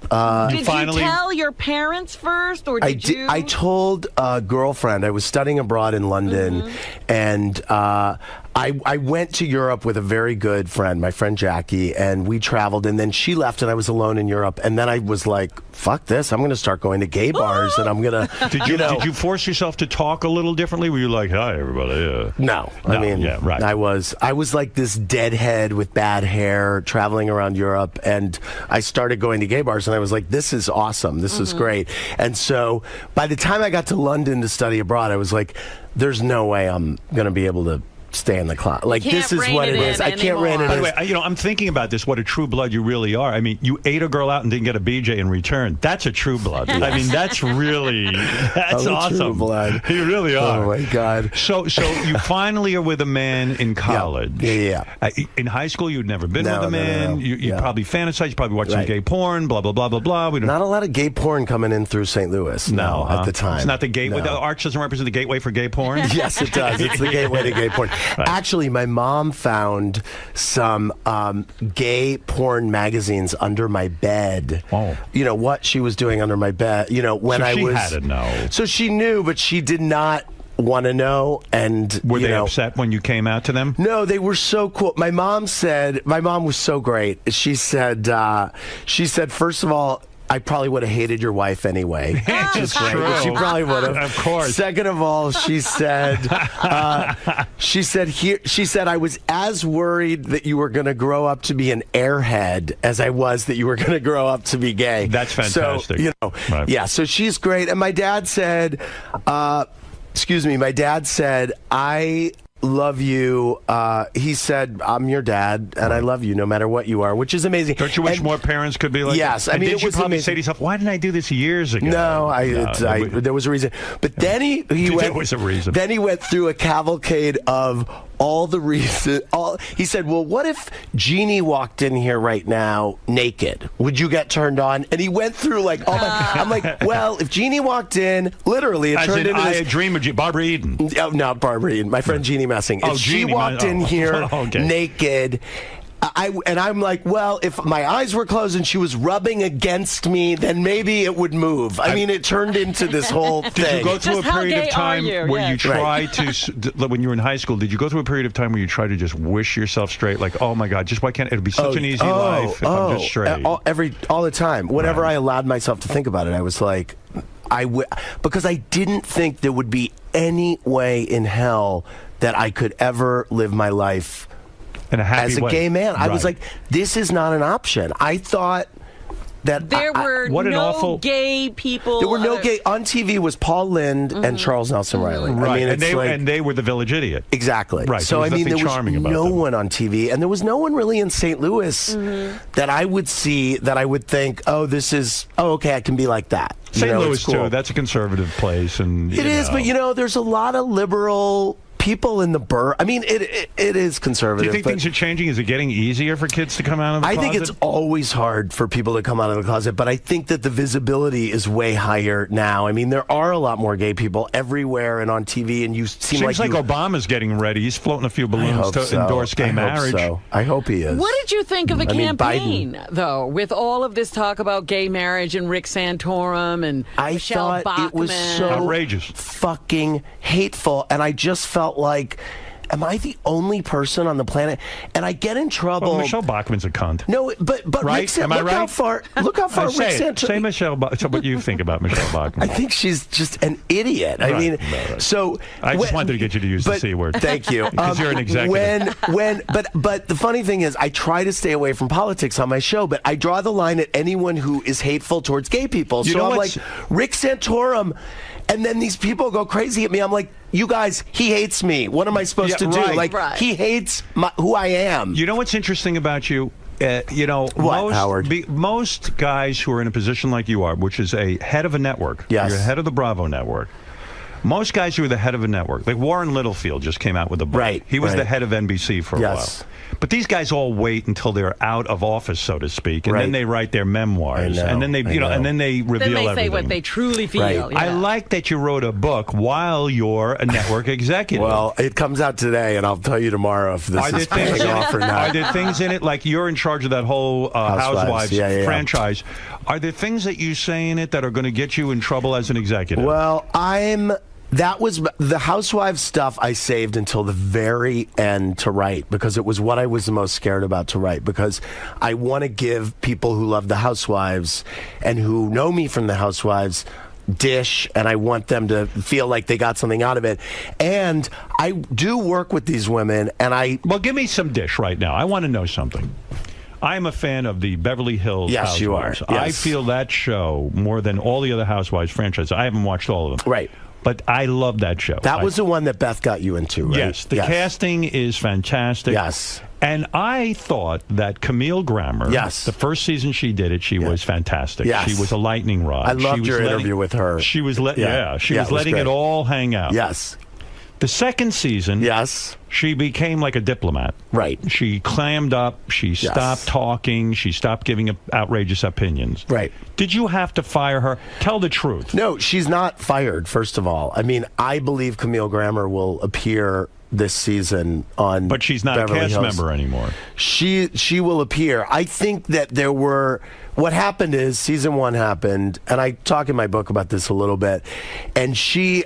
the first night that Beverly Hills premiered, they were all on my show, and I said to them, look... I gave them my speech, which is what I give them when it starts, which I just told the New York Housewives, which is, toughen up. You are putting your lives out there in a way that is totally unique. This has replaced the soap opera in a weird way. And so now people are going to have opinions about your life in the way that I had opinions about Erica Kane when I was growing up. So what are you saying? That Camille couldn't, are you saying Camille couldn't deal with it? Well, no, and I said to her specifically, you're going to have this is going to be a really rough season for you, because at that point I had seen 10 episodes in or something, and I knew what happened at the end, that this was going to wind up with Kelsey Grammer leaving her, right, and that whatever happened to her through the run of the show, people were going to really sympathize with her at the end. People were going to really sympathize. But they did. So I said, it's going to come around for you. They did. By the time the reunion happened, by the time, I know, I'm like... She claims the way you guys said it made her look like a jerk. I don't believe that. You say what you say in front of a camera, and then it airs. And so she went through a really hard time, and I felt terribly for her, and I was saying, get off fucking Twitter, get off social media. And I was saying, like, come on my show, do something, and just own it and say, I can't believe I said that. That was so dumb. But Why did I say that about the what she ended up doing the nannies? second season is almost ruining the season, because she started acting like she was married to the President of the United States.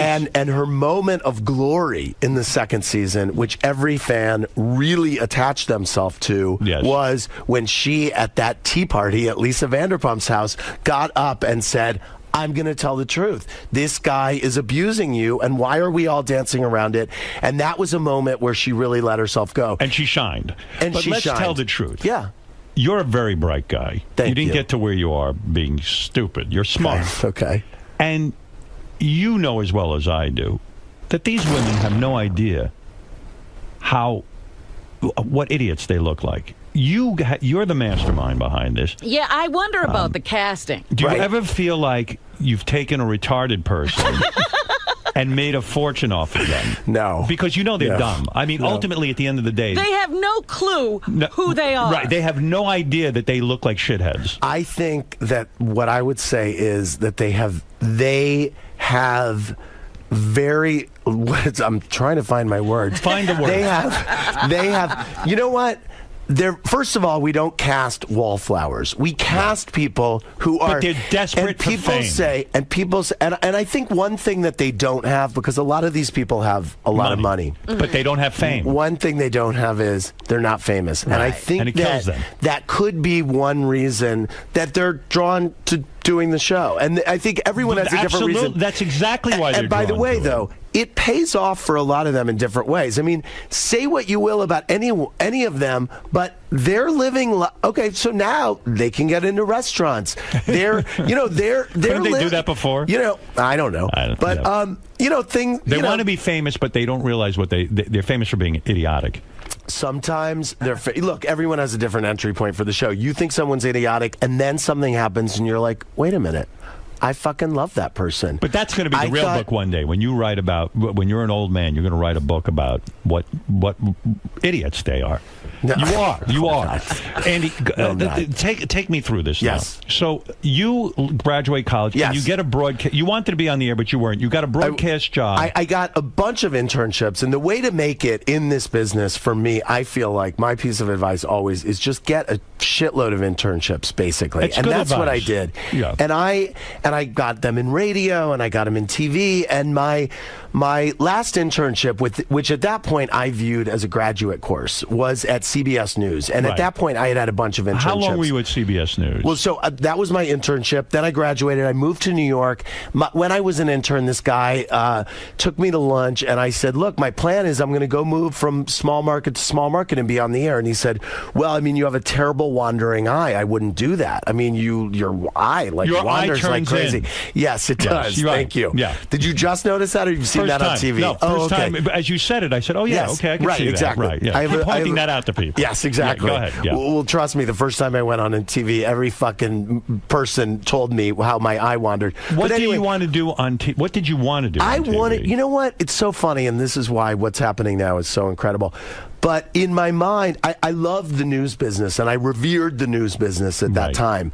And I wanted to be a, quote, newscaster or an anchorman. And I think what I really wanted to do was be able to be me on TV. And I think that the format of a morning show really would have been the thing that, in my mind, wow, if I could be me on morning TV, because you kind of do everything. The success of you on TV, and I want to go through the history of this, but the success of you on TV, the fact is that your show, you're on every night now, right? Watch What Happens Live, only live show and late night at 11 every night. Right. You're on Sunday through Thursday. You get bigger ratings than Conan. Sometimes. You get bigger ratings than most of the cable shows, talk shows at night, right? We're doing really well at 11. Yeah. Yeah. Which is phenomenal. We're doing great. Yeah. Yeah. And it's like a mix between Wayne's World and Playboy After Dark, the show I'm doing. I mean, it's like, and Robin Bird. And I mean, you're it's really like, competing. I broadcast out of a closet, You're basically. competing in an arena of mostly straight white guys. Yeah. And the gay guys kicking their ass. Well, does that feel good? The True Blood. Yes, the True Blood. The True Blood. Now, so you go to CBS News. Yes. Everyone says you're a jerk for thinking about being on the air because you have a wandering eye. Yes. And what do you end up doing at CBS News? So I'm at CBS News for 10 years, for the Yeah. entire 90s. Right. I was at the morning show for 8 of those years. I was at 48 Hours for 2 of those shows. Speaking of for morning 2 of shows, those years. you fill in sometimes on the Kelly Ripa morning I have show. done that, yeah. It was rumored that you would take over for Regis. Is that was still... No, I have my Were you own ever thing. offered? No. And you don't Never. want that. It was literally in the press, and I thank the press for even writing about it. I mean, it's exciting. nice for me. Yes, Right. exactly. So you're at CBS News. I'm at CBS News. I'm at the morning show covering, entertainment and not on camera. Not on camera. I was a producer, and the shit that I did, and I kept journals during the time. And the stories in my book, I lied to Oprah to get an interview and got caught by her. What is the problem with Oprah? You have a problem with Oprah? I love Oprah. She has I a problem fucking with love you. Oprah. I just had 3 experiences with Oprah that are so long and involved that were like, and I am a huge Oprah fan. You did something wrong to Oprah? I lied to her like in the height of Oprah-dom in like 92, and What I did you lied say to to her? Paula Zahn. Basically, she was coming in to do an interview, and I said, will you do a separate interview for this talk show series I was doing with these other, it was like Ricky Lake, Oprah, Sally, whatever. And Oprah's people were like, no, she doesn't need that. She's number one. She's the queen. Like, no. She doesn't want to appear with other talk show So hosts. basically, I tell Paula Zahn, who was anchoring the morning show at the time, I said, you know what? After you get done with the interview with Oprah, because it was a post tape in our studio, the control room's gonna keep going. Just keep it going, and then roll right into the second interview for the talk show series. Right. So Paula doesn't know that they've said no to me 18 times about this. Wow. The publicist is in the green room like, what the fuck is this going on right now? I'm like, oh, they're just talking. And so they do this other interview. The publicist is like, what are you do? What is So in other words, you learn to lie and cheat in order to make it in television. I did. Right. Oprah called me from the limo, which at the time a call from a limo was something. A call from the limo from Oprah was like, and I become like a crazed fan, like I'm on the Oprah Winfrey show, like hyperventilating. I don't realize she's calling me to yell at you. Say, what just happened? And then she wants to talk to Paula Zahn. I mean, it was like it was Did you a thing. almost get fired because of that? This is what's amazing. Oprah was in like forgiving, all loving Oprah mode. Yeah. And she said, the interview was so good, I'm going to let you air it. Oh, so, I mean, wow. So when it I paid look off. at it now, I'm like, Here's what's ironic. Here's what's ironic about your life. Here, Yes. Oprah was mad at you, and whatever you did to piss her off turned out to be a positive. Yes. And here we are today in 2012. Oprah has started her own network. Yes. And the very person she probably needs to hire to run that network, would be you. Oh, yeah. Because you are programming to women. The Bravo network is experiencing huge ratings and money. How much money? They're operating in a highly profitable way, aren't they? They are. I don't see any of it, but You don't? No, I mean, I do well. Don't you program all of Bravo? You're telling me you're not a well-paid guy? No, of course I am. Of course I am. Are you worth $10 million? No. I hear that's about what you're worth. And I would where do you almost hear think, that? But I would think you're almost worth more. I mean, if you left Bravo today, if Oprah called you and said, Andy, what you did for Bravo was phenomenal. Yes. I want you to do it for me at OWN because we're in the fucking hole over here. We're down about 350 more. It's probably way more. Right. Hundreds of millions of dollars. Yes. Come on over. Create programming for women. Right. Reality programming. Right. Would you consider it? Oh my God. I'm like, no. I'm a pig in shit right now. You can write your own ticket. But what do you mean you're a pig in shit? I don't think. I'm the happiest. Are you kidding me? I have my own life. What does the Bravo network make? A year? have no. I don't bullshit! Know. I don't know. They do great. What do they but make? By the what way, does a network like Bravo make a year? I have no idea. You're lying, dude. You're the head I'm the programming guy. I'm not. Ask me to add two numbers. Les Moonves doesn't know what CBS makes a year. I am. Les Moonves is the CEO of CBS. All right, but don't you think? I am now in. By the way, my job has changed. I'm now in charge of development and talent. I'm no longer in charge of current. I still do the Housewives and Top Chef. What is your estimation of what Bravo brings in? They do very well. What is very well in television and cable? What would be very well? I'm curious. In your opinion, what would be very well? Yeah. I mean, you know what? Bravo is the number, I think, 11 or 12 cable channel right now. Okay, what is that? 18 to 49. What do they make, dude? I'm not. Give me a guess. You never hundreds of millions of dollars. Hundreds of millions of dollars. Yes. And you're telling me you're not worth $10 million? You programmed the entire network, and you're not worth $10 million?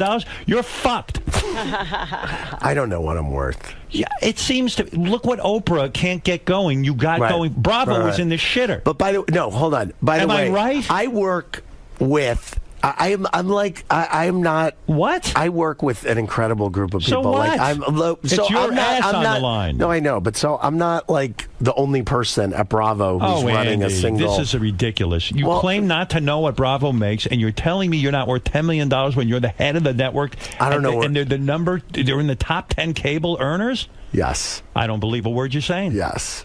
I feel like Oprah, you're lying to me. Right. And you're telling me, I don't even believe you're a true blood. I think you fuck girls.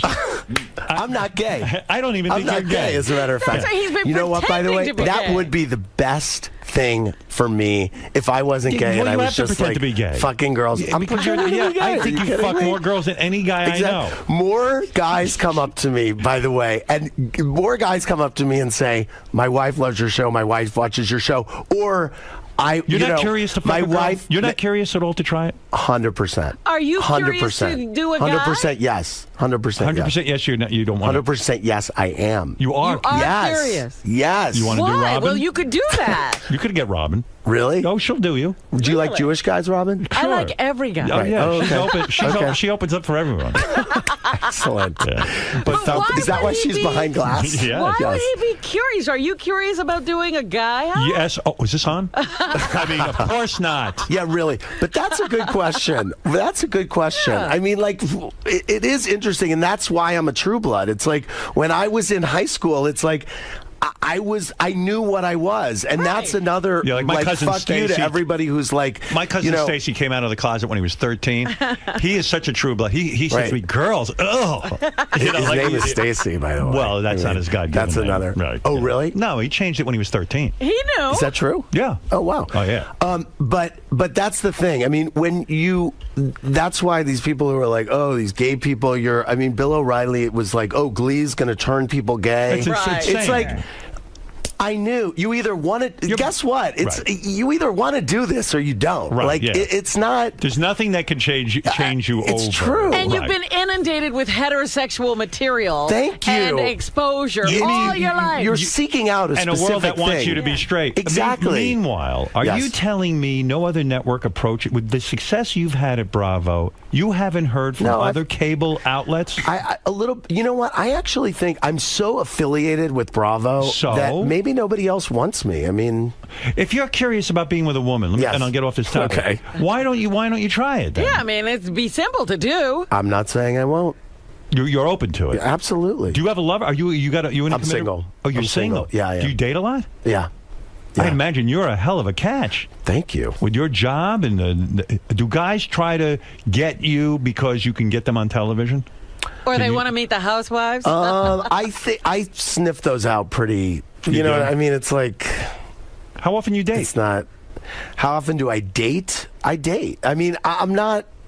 Look, here's the issue that's just happened to me starting in January. 5 nights a week, I know where I am every night at 11 o'clock. Yeah, so but it's you like, have needs. So, no, I have needs. Right. They're taken care of. When's the last time you had a good blowjob? About 2 weeks ago. I see you as a bottom.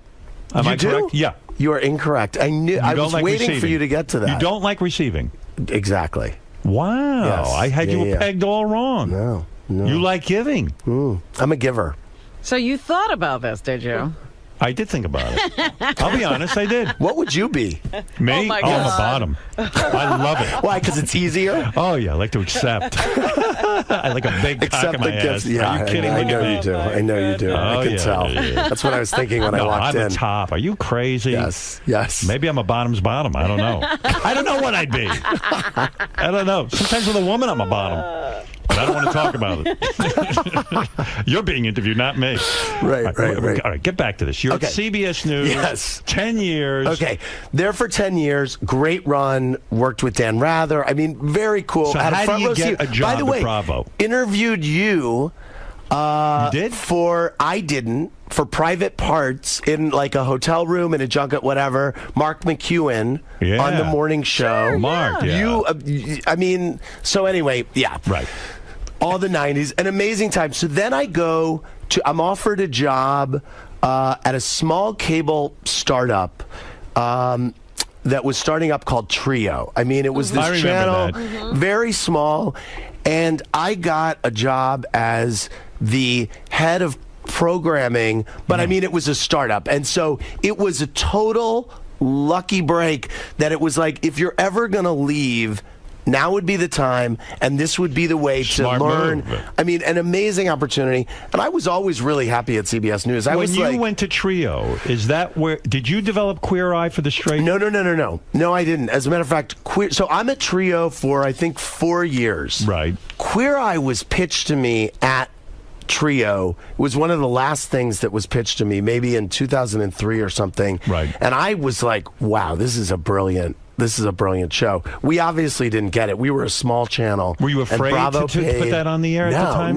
No, I mean, we were edgy. We were about making noise. Right. We had very small distribution. Is there any way to get any water? No, we don't never give a guest water. Okay. This is part of the interview process. Do we have to here. pay for it? Put it. I'm worth $10 million. Yeah, $10 million. You think you have some water? Yeah, exactly. All right, so go ahead. So I'm at Bravo. I mean, I'm at Trio. We get drink that water. Take a break. Thanks. Go ahead. Take a break. I'll look at Robin. It's very attractive. Robin, you think I'd be a bottom or a top? I'm thinking you're a bottom. Me? I think most people think I'd be one. I mean, here's the anyway. So I'm at Trio. Yeah. We are we're owned by Universal. Universal and NBC merge. NBC pulls the plug on Trio, brings my boss, Lauren Zalaznick, who is, talk about a driver of Bravo's success. Right. This woman. She goes to Bravo. She goes to Bravo. She hires you. She says, I want to bring you to Bravo as head of current programming. Wow. Now, at the time, Logo is starting, okay? Right. The gay network. Viacom is starting a gay network. I think I want to go be in charge of that. Right. I want to go do that. I go interview at Logo, and I don't get the job. Right. Now, can you imagine if I got that job? I would not be sitting here on my bucket list moment of life on your show right now. Like, Well, no way. It shows you how things sort of either work out or It's they so don't. Yeah. fucked up. It's so amazing. Crazy. If you try to analyze that. It is crazy. So I go to Bravo. At that point, Queer Eye is on the air and has put Bravo on the map. Now, you put Queer Eye on? No, that's 'cause you had already passed on. that. Right. That's already on. Okay. Project Runway has been shot and is in post-production. Did you have anything to do with that? No. I started giving notes on season 1 of Okay. Project Runway. Finale had not been shot. Right. So I joined in that show in post-production process of season 1 and started at Bravo. A few of my first shows that I spearheaded with my team, huge flops. Battle of the Network reality stars, which I thought was the most genius idea, taking a format that I loved, Battle of the Network stars. When I grew up, this was a show I thought was my gay Super Bowl, basically. I mean, it was huge. And taking what I viewed as the stars of today, huge reality stars. Who are the stars? Right. So it was Charla from The Amazing Race, the little person, versus the Swan they beat each other up. I mean, this was a real thing. So versus the girl who won the Swan, and people from Project Runway. So when you come over to Bravo and your first couple of shows are flops, do they threaten to fire you? No. They give you time to develop. No, it's all stuff. good. And again, it is I work with an amazing team of people, and that's why I think Bravo is so successful. So as a programmer, yes, when you look at what's going on at the Oprah channel, yes, what are they doing wrong? What would you do? I mean, here's the thing. Is it going to flop? Is it done? No. I mean, here's the first thing that I would do, and it's the first thing that I would have done 2 years ago. Put on reruns of the freaking Oprah Winfrey Show. They are sitting on a 25-year archive of the Oprah Winfrey Show. Until you get your originals. When they finally did it, you have all this time to fill. Guess what I want to watch? The greatest talk show in the history of talk shows, the Oprah Winfrey Show. So what she did was she repackaged it and called it Oprah's Life Class. Yes. And first of all, I don't want to watch a show that has class in the title. Right. I don't want to go to school. I don't want to go to school. Right. A. B. I just want to see the old Oprah Winfrey Show. It's my favorite show. Don't fuck it up. Don't fuck with it. Just rerun it. Right. And I know that they probably have rights issues with a lot of those shows. Right. Because they have the greatest acts. It is the greatest show. Air Oprah after the show, which was a show that she did for a while, on Oxygen, which I'm sure she has the right to. So that's A. That's A. B. Oprah has said publicly that she really doesn't like the Real Housewives, and she doesn't like people fighting on TV or people in controversy in TV. Meanwhile, she put Tatum O'Neal and her father on. She put right. So, but I think that there's more. She likes uplifting, but I think that there's probably more.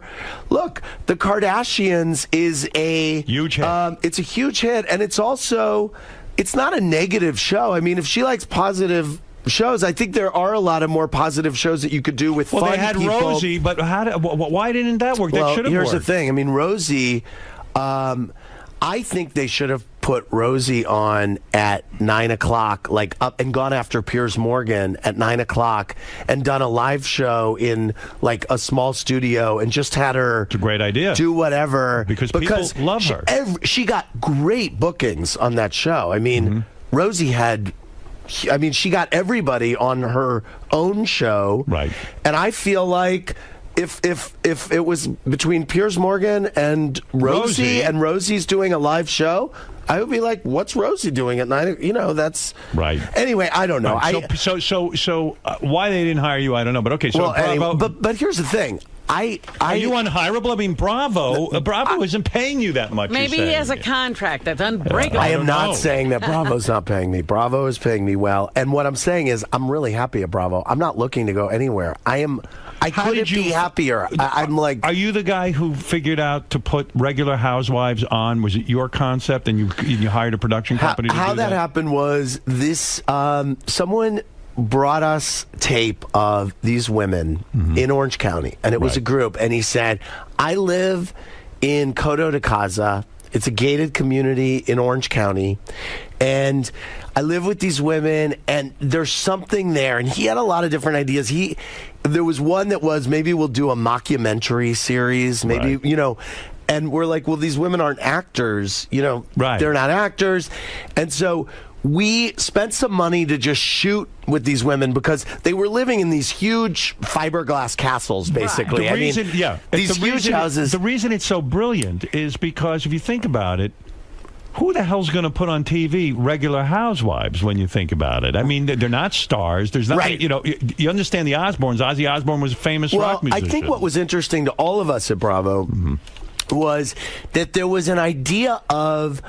I love sociology, and I love watching people and human behavior. Right. And we love we have a lot of rich people on Bravo, and we love watching how rich people live. Right. And so really what it became was we shot with these women. Their boobs were bigger than any we had seen. Their hair was blonder, and it's like there's a woman, Vicky, and she's in the insurance business. And she's like in the insurance business, but she's got huge boobs and blonde hair, and she's very overprotective of her kid. So on the one hand, there are relatable things, and on the other hand, it's totally unrelatable. She has a grotto in her backyard, and this, but this concept brought the Bravo network. Now everybody knows Bravo. I didn't know what Bravo hold on. was. Before this, we had Top Chef. Right. So Top Chef You came developed that? before. Yes. Okay, go ahead. We had Top Chef, and Lauren Zalaznik, my boss, said we have to create a cooking competition show.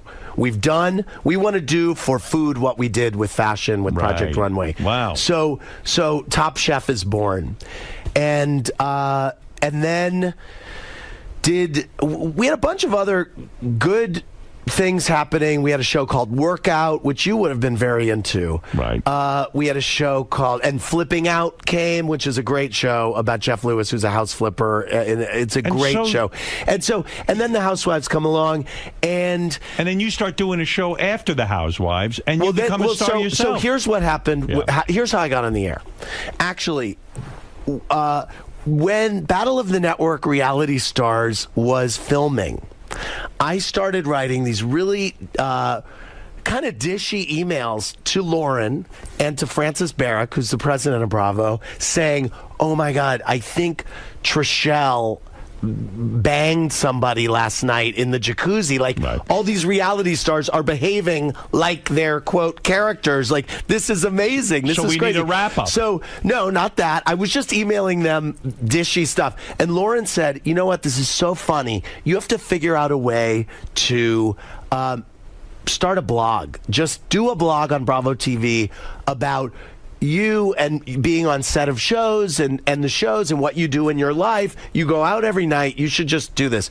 So I started a blog at Lauren's request on BravoTV.com.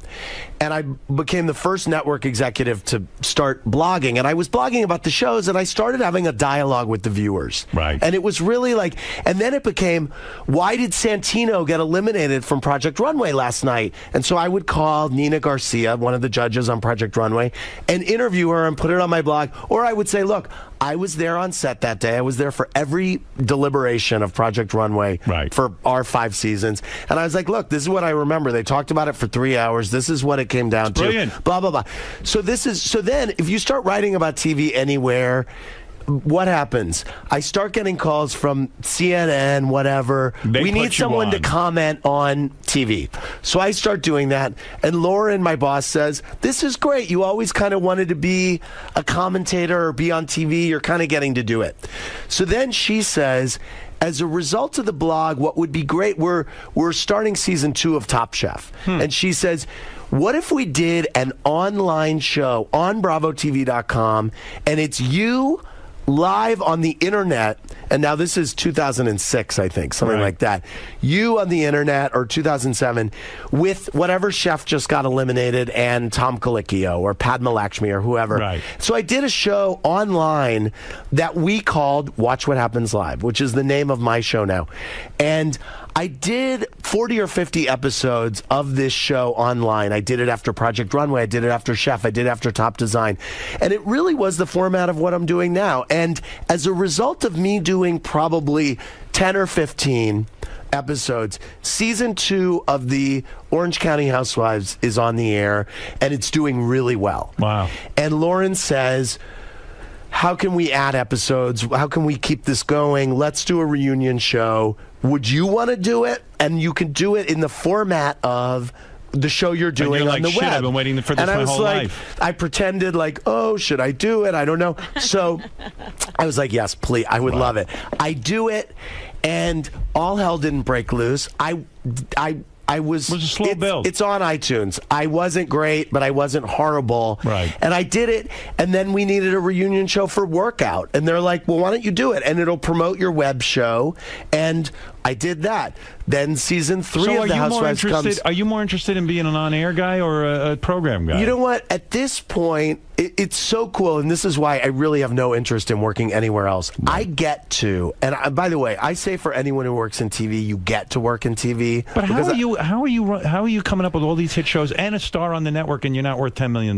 Because look, I don't know what I'm worth. Don't get hung up on what I'm. What do you mean you don't know worth? What you're worth? Of course you know what you're worth. First of all, I'm not. Do you? Yes. I do well. I do well. You do? Mm-hmm. You make over $1 million a year? I'm not worth $10 million. Do you make over $1 million a year? I don't know. Bullshit. Look, I told you that I'm a top. Isn't that better than like? Isn't that enough? I'd rather know what you're making. Really? Admit you're in the upper 1%. I wish I would have known when I answered the top or bottom question. But listen, I just. Do you believe him? About top? No. No. Me neither. I just want to go back to. What's the biggest penis you ever had in your mouth? Oh, Jesus. And who was Are you it? kidding? Go ahead. Are you kidding? Yeah, I'm kidding. But go ahead anyway. I was on Colbert last night, and he pointed out that every photo that I take, my mouth is open. Every photo in my book, my mouth is open. Anyway. Who do you hang out with? Do you have good friends? I have great friends. You do? Yeah, I have great friends. I wonder who your friends are. Who are my friends? Any famous friends? I have some famous friends. I ran into you at a party. There was a ton of famous people there. There was a ton of famous people, and you were very nice, and I was so And you were starstruck freaking out that night because Why of the was whole he country. freaking out? Because the Beverly yes. Hills Housewives, the husband who had committed suicide. Yes, I was very much freaking out. That's where I first met Andy, and he's like, "They're saying in the press I have blood on my hands." Okay, you here's were so the deal. upset. Why I was when like, you- I go, Andy, you don't have any blood on your hands. What Why, the when fuck? you imitate a gay person, you have to go into this lisp? That was your imitation. You have a of me? lisp. No, I do not. Oh, you're so wrong. I do not. You sound like He Robin. doesn't have a list. You're very stereotypically gay. You have a No, feminine he's voice. not. He has a feminine Feminine? voice. Yes. Feminine? Andy, Well, you don't if he's think you have Joan a Rivers, I guess I he's don't. feminine. Hold on, Andy. I don't think I have. That's why I said I like you were in the closet in high school. Everyone knew you were gay. Hold on. Yeah. I'm not saying I have a masculine voice. No, you have a feminine. I'm not saying. What woman sounds like that? I have an enthusiasm. Yeah, right. You're right. Andy, Andy, look Hold at on. me. Look I'm at not me. saying I don't know that how I'm. to, I'm not saying you're lisping. You but did just say I'm trying to lisping. do your voice. Oh. Oh, my Howard. That's a little over the top. That's Andy. No, it isn't. Okay, You were like, they say I have blood on my hand. I mean, look at him. That's how Andy talks. Oh my God. You So don't bad. have a typical. I don't have a lisp. Well, how do you describe what he has? It's enough. Fred, do an impression of Andy. Seriously. Who, Fred? Yeah. So Fred. I called her from the Bravo network, and I said we should do an after show. All right. Yeah. Okay. That's not bad. That was pretty good. Slight, It's got a what is it? slight lilt to He has a it. lilt. Yes. Yeah, a little Okay. bit All of an right. affect, Okay. I don't mean you yeah. have a lisp. Not a I'm lisp. trying to do I mean, an impression. You go into your lisp But this gay is what he- voice. I mean, in front of me. I mean, stereotypes. no, I know. He stereotypes everyone. But the thing is, he's No. so Oh, you he's do. so good for the gays. I mean, that's the thing, and he got Goddamn a right part- I am. No, he Yeah, is. pro-gay. But you're not when you go into the lisp. But he's pro-black, except when he's doing, All like right. What are you all talking the about? security guards. Look at him. Hey, yo. Robin, here, what, you think this is wrong? Hello there. How you doing there, Robin? Yes, it is. No, your voice is very much, I'd say, and you're about 2 notches away from Nathan Lane. Oh, my. Yeah. What do you mean, oh my? That's way too Andy much. has an affect. Look, here's the deal. Andy, if Andy Yes. tells are you insulted by me saying you have No, an I'm not, affect? no, I'm not at all. No, Oh, but no, not here's at all. what's How can I going insult on. you? No. I asked you the biggest dick you suck. There's no that insulting. was insulting. All right. No, No, but I love here's Andy. the deal. If you say Andy is gay, then you hear more. But if you're not sure if Andy's gay, you wonder. I don't wonder. I knew Andy was gay right away. Oh, you, I don't well, wonder your about a thing. gaydar's better than mine. Andy. Yes. I think, first of all, let's plug what you're here to plug. Andy Cohen's book, Most Talkative, Stories from the Front Lines of Pop Culture, is on sale today. Thank you. I find this a very interesting idea that Andy has written a book because most guys who program television... They wouldn't dare write a book. They don't. In fact, Not while they're still doing in fact, it's a lot smarter not to. Right. But, Right. all right. Yeah, right. Exactly. I'm going to see how this pays off. I feel Andy Perfect Mother's Day present. I feel you're a different kind of television executive in that you are... I don't believe he's a television executive. You're probably right. He probably doesn't program any of these things. Yeah, exactly. He's not gay. He's not executive. Do you have to fire people? I mean, how far are you into an executive position? Do you fire you know what? people? I have fired people, and I've fired people. Is that the worst thing in the world? Yes. Yeah. What is your style? You bring someone in and you say what? God, I haven't fired anyone in a long time. You know what? When I had to fire a few people, it was very clear that it was going to happen. It was... They say be direct. Say it and then get him the hell out of your office. Be clear. I'm a very sympathetic person, so I'm like welling up as I'm, you know what I mean? I know. It's hard. It's a different. I've had to fire a few people in my time, and it's not a pleasant experience. No, it's not. And it's something you never forget. Right. You know? But how much do you have to do with if somebody's coming back to one of those housewife shows? A lot. Yeah? Yes. So that's another thing when you're, you know. Well, I'll tell you what's the woman's name on New York Housewives? Yeah, Kelly Ben-Simone. Yes. She is not with the New York Housewives this season. Right. She's been with it from the beginning. No, she's been with it since season 3. Okay. So she's been there for a while. Yeah. Who made the decision to give her the axe? Me and my team. Okay. Yeah. Was that a difficult decision? Yes. It was. Why did you make that decision? Well, we did something really, really drastic and big, which is that we let go of 4 New York Housewives at the end of last season. Yeah, you got rid of. It looks like a whole bunch of new. You got rid of the Contessa. No, the Countess is still there. The Countess is still there. Contessa Leposa. I don't know their names. Did you go with the hair removal business? You got rid of her? Yes, Cindy, Jill, Alex, and Kelly. You took away their life. We left. No, you we didn't essentially actually cut their life. No, off. what's amazing you is turned off the you light. did. No, Jill has this big successful shapewear line. Kelly has a new book out. I mean, they all have. I mean, this is the thing. I mean, so they don't have this, so they have something else. Give me your rationale. You know what? What happened is at the end of last season, and it was our highest rated season of New York Housewives, by the way. That's interesting.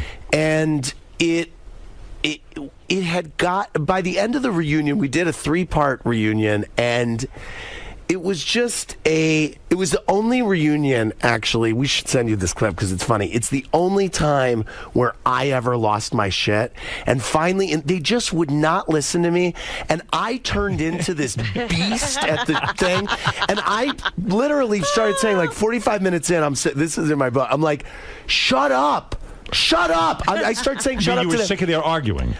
I was trying to get control of the group, and I had no control because it was just chaos. And so finally, I said, "Shut the fuck up!" I literally lost my You're shit. the head of the network. Exactly. And I'm sitting. But the bottom line is, we just looked at if we bring everybody back. Literally, where is this going to go? Okay, we know who these people are. Where is this? What are these women going to do with each other?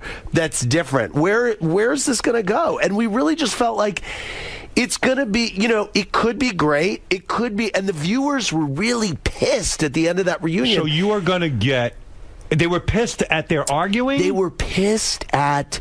the cast was so divisive, and they were so... And I'm very active on Twitter, okay? Right. And so they tweet me. It's constantly and tell me what they think. And I see it, and they were very upset with the way the season had gone. And yet it was the highest rated season. season. So now you're bringing in all new housewives on that show? No, we have 3 originals and then 3 new ones. Right.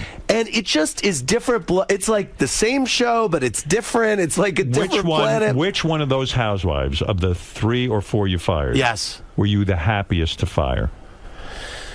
You know what? I wasn't. Who was the biggest thorn in your side? They were. They were.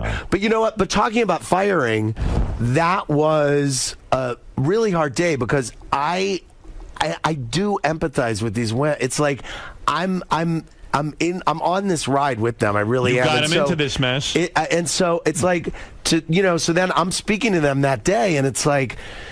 You can't describe this kind of experience that you're on with them in this journey, and they've become very famous, and everyone has these fakakta opinions about them, and they're telling them, and it's a weird dynamic. I know what you're hinting at. You're hinting at the Yeah. fact that what happens is they get a little bit of fame, and then they get people, advisors.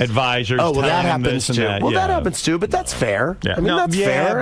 But they're telling them that they have more or bring more. But all of them would have. But all of them would have come back. I mean, so they pretend were all... I'm Kelly Ben-Simone. Fire me.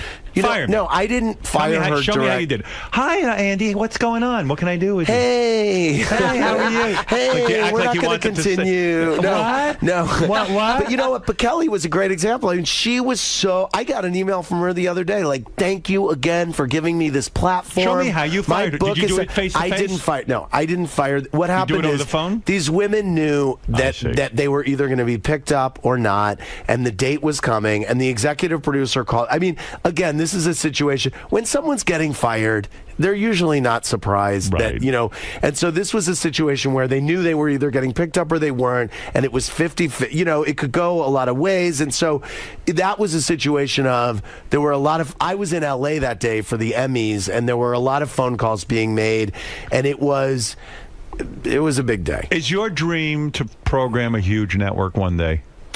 You know what? Like I have NBC to say, or ABC? So you asked me a little while ago, would you rather be on the air, you know, whatever. Be on the air. I am. What I'm getting to do every night live on Bravo at 11 o'clock. You're it's happy. so cool. It is so cool. And the idea. What is your day like? You do this show at 11 o'clock You're at up night? at what time to So be how are an you executive? how are you programming a network? Well, my job has changed. My job has changed. So I am now only, in terms of my production duties at Bravo, I'm still an EP of All the Housewives. I'm still an EP of Top Chef. I'm working on like Around the World with 80 Plates, which is premiering tomorrow night, which is Amazing Race meets Top Chef. But don't you have to prepare all day for your talk show? No. I have to. I mean, I'm always emailing with my team, and I talk to them every day. I mean, we're always talking about the next day, and I'm always in contact with them. When do you go to the gym but it's to work live, out? I work out 4 or 5 days a week at around 11 in the morning. Right. Then on 2 or 3 days a week, I go into 30 Rock to Bravo for development meetings, pitch meetings, program planning meetings, What stuff a I have to do life. at Bravo. You are busy. Then I have to be at my show around 9:30 at night. Yeah. And then I'm you know what the problem is? I'm having sleep issues. Yeah, well, I was what's gonna ask you, happening. what are you taking, My Ambien sleep now? is so fucked up. No, I'm not taking Ambien. Don't. I won't. My problem is that and it's tough right now because I have the book and I'm doing a lot of press for the book, and this is my I'm so excited to be here. I'm glad to have you. say that enough, really. This was a thing that I was like, if there's any way I can get on Howard Stern, I was curious so to talk excited. to you. I'm fascinated. But you're having sleep issues. I'm having sleep issues, and what's happening is that I'm having a hard time falling asleep because I get off the air, and you get off the air, and you're all revved up. You're all revved up. It's very difficult. So I get off the air. It's live. So I hang out with my team. We have a cocktail. Doing the wrong And by thing. the way, we drink on my show. I mean, that's the other You thing. gotta put yourself Cocktails are served Are you on my becoming an show. alcoholic?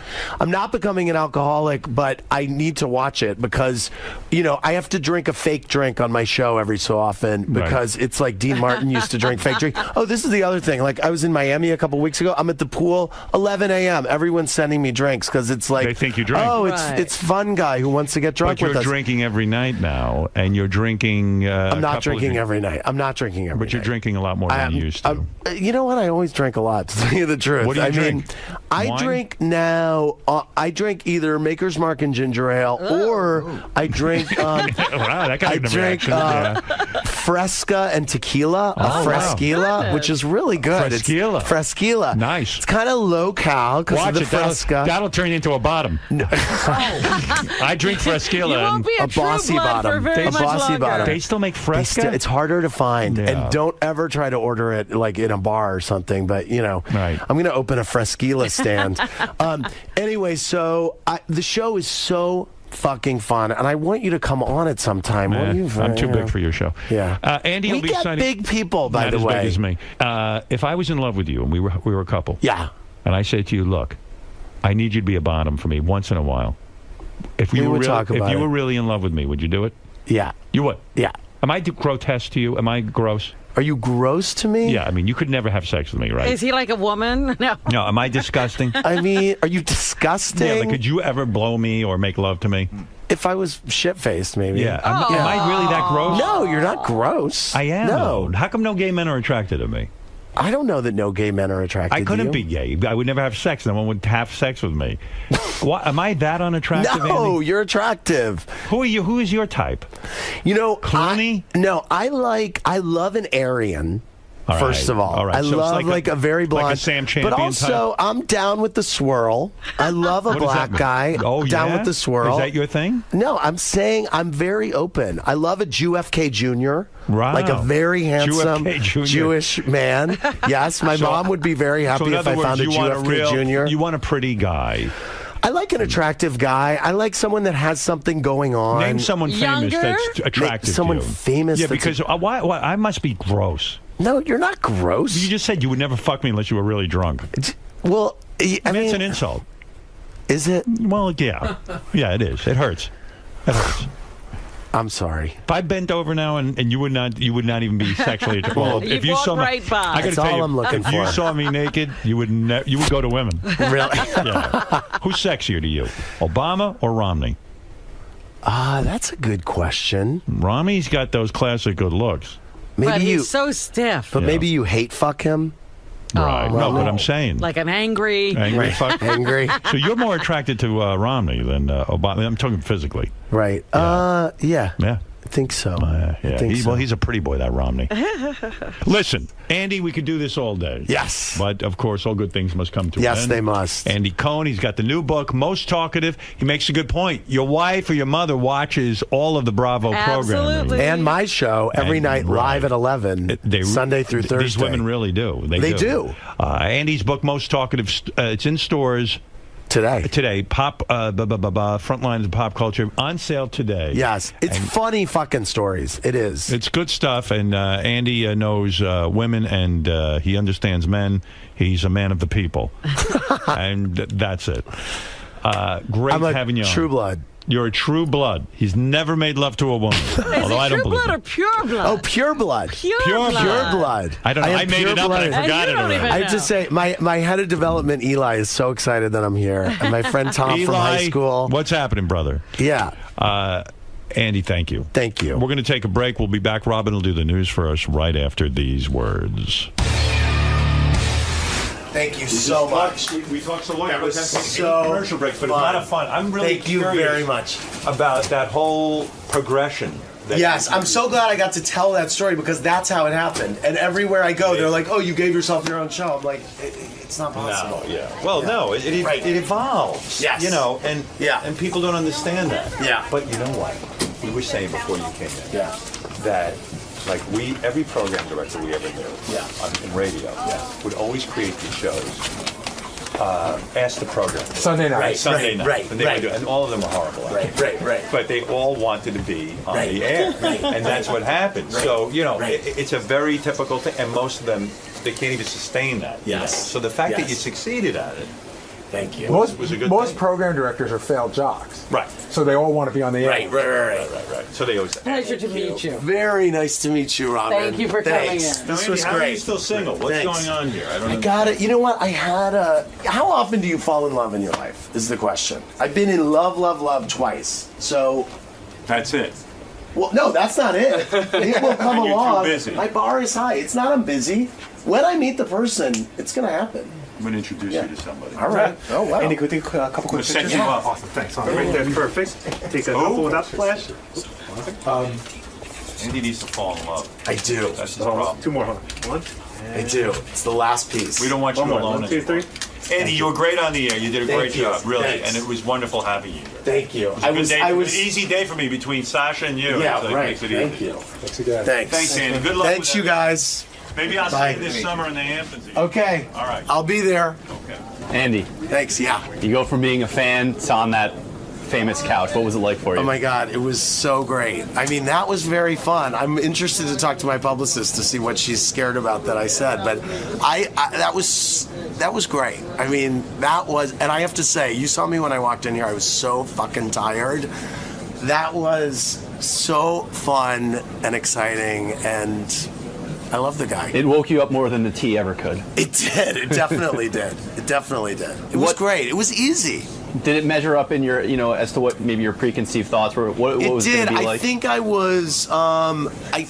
was nervous that I was going to really have to talk more about sex. Mm-hmm. So I'm really glad that we talked a lot about TV, and but I thought it was great.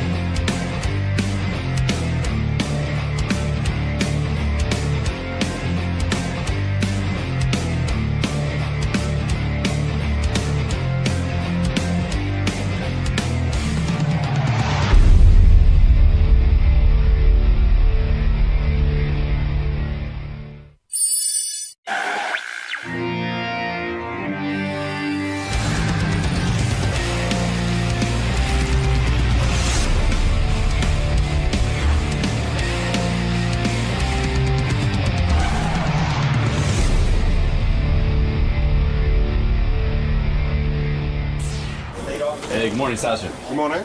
How are you today? Not bad. A little tired. Yeah, this is Can't delay for a few hours, can we? quite an early appearance. Right? Yes, So, exactly. Lovely. Thank you. Thank you. Sasha, I just wanted to ask you, it's been a long time since you've been on Howard's show, not in character or... Yes, when was that? Was that about 8 years ago? I believe yeah, almost I've 10. avoided it for almost 10 years. You can't, no Borat, no Bruno. Yes. Just you and Howard. Beginning to... Should I regret this? Bad decision? No. We'll see. We'll see. Howard's a big fan of yours. Yes, and likewise, it's mutual. It's mutual. I've been a fan of his for almost 20 years. I saw him in England, actually, about 17 years ago. Really? Yeah. What do you admire about him?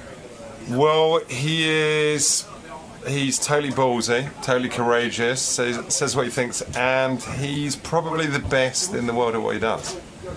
I think that's what I admire, you know, and that's why I'm here today as me, because he's the best guy out there.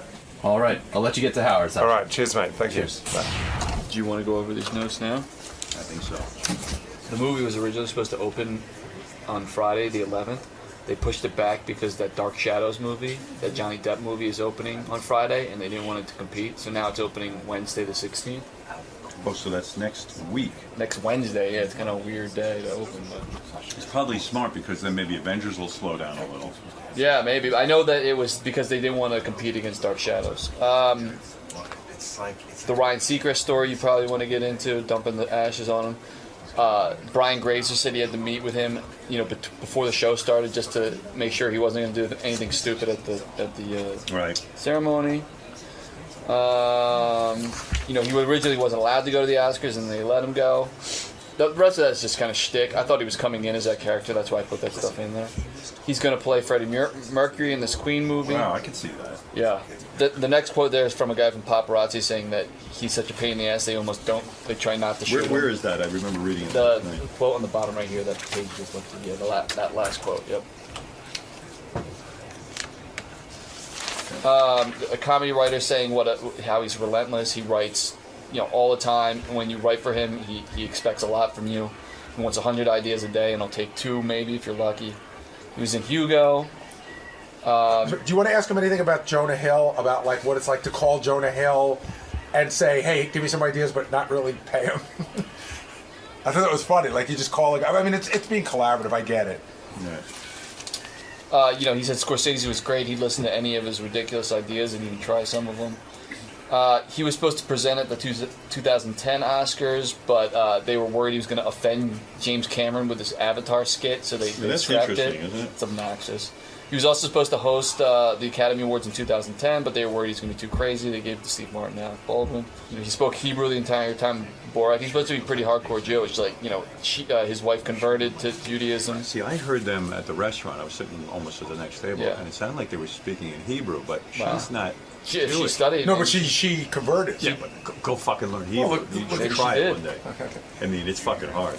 Well, you know who's here? Ssasha Baron Cohen, who I'm his #1 fan. Who was Bruno and Borat, and now he's the dictator. And I want to thank him for coming in as Ssasha Baron Cohen. There was discussion whether he should be the dictator. And I'm excited to see him as Ssasha Baron Cohen. Sasha in. There he is. Wheel him in. Hey, Ssasha. I'm such a fan. Thank you very much. Likewise. I'm glad you're here as Ssasha really? and not the dictator. Because the part of me wanted to interview the dictator. Yes, yeah. Because I've seen the movie. I've told Robin how great it is. It's hysterical. Hi there. Good morning. How are you? And I love your whole political point of view. The movies have intelligence, but they're funny. And thank you, man. And you certainly take a lot of risks, which I certainly admire. But it's to me, you are such a more fascinating guy than even because to interview a character. I mean, what am I going to ask the dictator? He's not a real guy, right? You did pretty well. I mean, I've come in here 3 times in character, I think. That's true. Are you nervous about the movie opening? Not really, no. I mean, you mean in terms of how well it's going to do? Box office. I think there's kind of this obsession with box office now. I mean, when I was growing up, I never knew what movies did, what was the #1 movie. And now it's all about a movie's good if it's a huge hit. Where every week you get a grade. Yeah. So I don't know. I mean, you want to make a good movie. You've got no idea whether people are going to want to go and see it. But does the whole process drive you insane? Like Paramount Pictures made a 3-picture deal with you, right? Yes. Okay. And so that's a big thing in your life. I mean, when would you ever have imagined you'd be up to a 3-picture? It's absurd. It's absurd. What a waste of money. Unbelievable. Who are these idiots? No, I mean, you've got a pretty good track record. Yeah. I mean, and so you have this 3-picture deal with Paramount. You want to please them. They've put up the money for this movie. Yeah. And I think also I don't know about you. You'd like to continue to make movies. But my entire self-esteem is wrapped up in how things do. It's not a healthy place to be, but I'm just wondering how healthy you are. Can you walk away if a film is a flop and just say, oh, fuck it, it's a flop? Ask me in a week and a half. I mean, but you went along with moving the opening date, which I thought was smart. Yes. Because this is a movie that deserves to have a weekend to itself. Yes, exactly. Well, we're in the summer, so you have no one's got a weekend to themselves. And luckily we moved away because The Avengers is probably the biggest film of all time. Yeah, and if you open this weekend, you're dealing with still the Avengers are on a mad tear. Yes. And every kid is going to go see the Avengers, and every family is going to go see them. And then there's another movie opening. There's Johnny Depp is opening this weekend. In the Addams Family? Or what is it looks a little bit like Dark Shadows. So, wisely, are you in on that decision when the movie opens? A little bit. I did say this seems a little bit crowded. You know, obviously, I said to them, I said to the head of marketing, I go, listen, I've got no idea what I'm talking about. I have no instincts on this at all. Right. And he said, neither do we. So he didn't say that. He basically did. He did. Yeah. I mean, that's the reality. It's a guessing game, really. It is a guessing game because like even with me doing this America's Got Talent, I think, wow, there's a big network television show. There must be some science to it.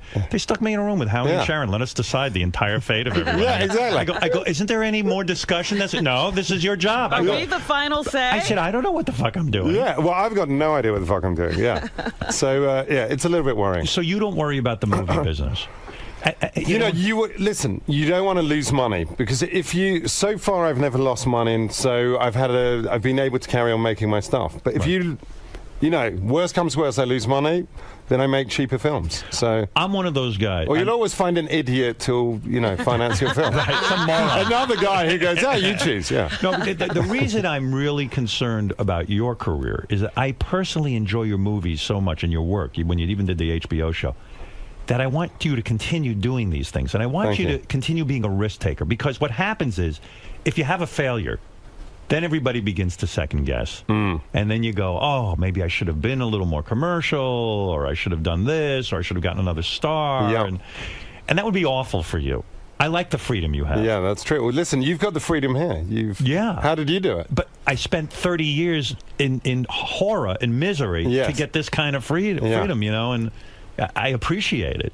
Well, I think to keep the freedom, you have to be ready to have failure. You know, that's how you take the risk. The risk is, I'm going to put this joke out there and people may hate it. I remember when we were writing Borat, and we wrote The Running of the Jew, which is, I don't know if you remember, a scene where, these Kazakhstanis run away from a scary Jew. Right. We're like, no one's going to like this. This is disgustingly anti-Semitic. I find this funny in the room with the guy I'm writing with, but no one outside this room is they're going to find this repulsive.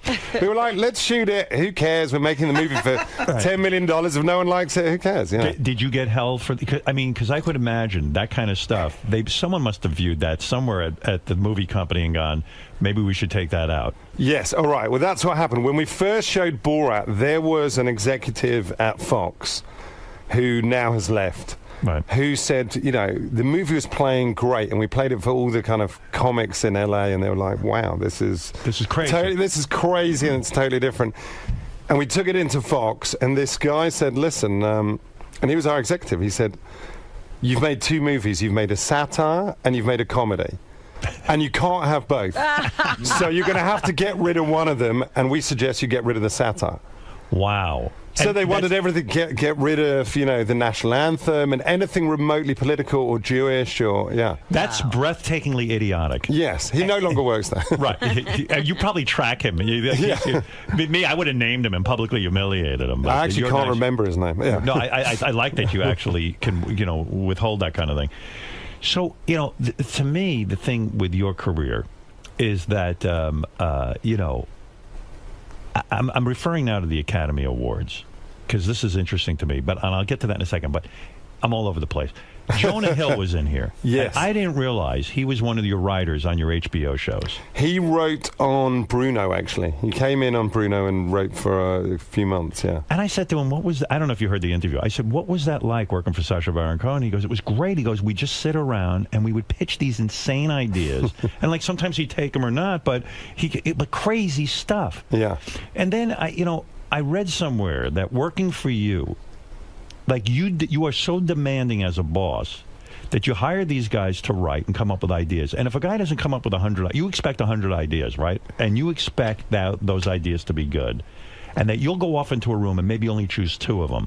Is that how the process works? The process is more I sit in a room with either one guy, and it can be 4 guys, and we'll stay in there until we've got the stuff. And that's difficult for some people. I think, like, Jonah came in, and he hadn't worked those kind of hours. But he had never even really, he said it was like his first job in show business. Yeah. I mean, I don't know how you recognize that kind of talent. Well, I had Seth Rogen. Seth, too, right. Seth worked for me. Right. And Seth and Evan, who's his partner. Right. And they actually were brilliant. I remember we were doing the Ali G show, and we were doing Bruno, and they came in and pitched this idea, which was Boys Gone Wild. Going down to Daytona Beach, and it was basically getting guys to get their penises out. You've got a great chance. Let's see what you got. Come on, let's go. And I go, all right, it's a great idea. I go, but we've only got enough money. He goes, he came with his partner, this guy, Evan Goldberg, who's now a huge producer. Right. And I said, listen, we've only got enough money for one guy. I go, so we've got to choose one of you, And he said, I'm with my partner, I'll do it for the fee. I go, we've only got one room. Right. He goes, we'll share a bed.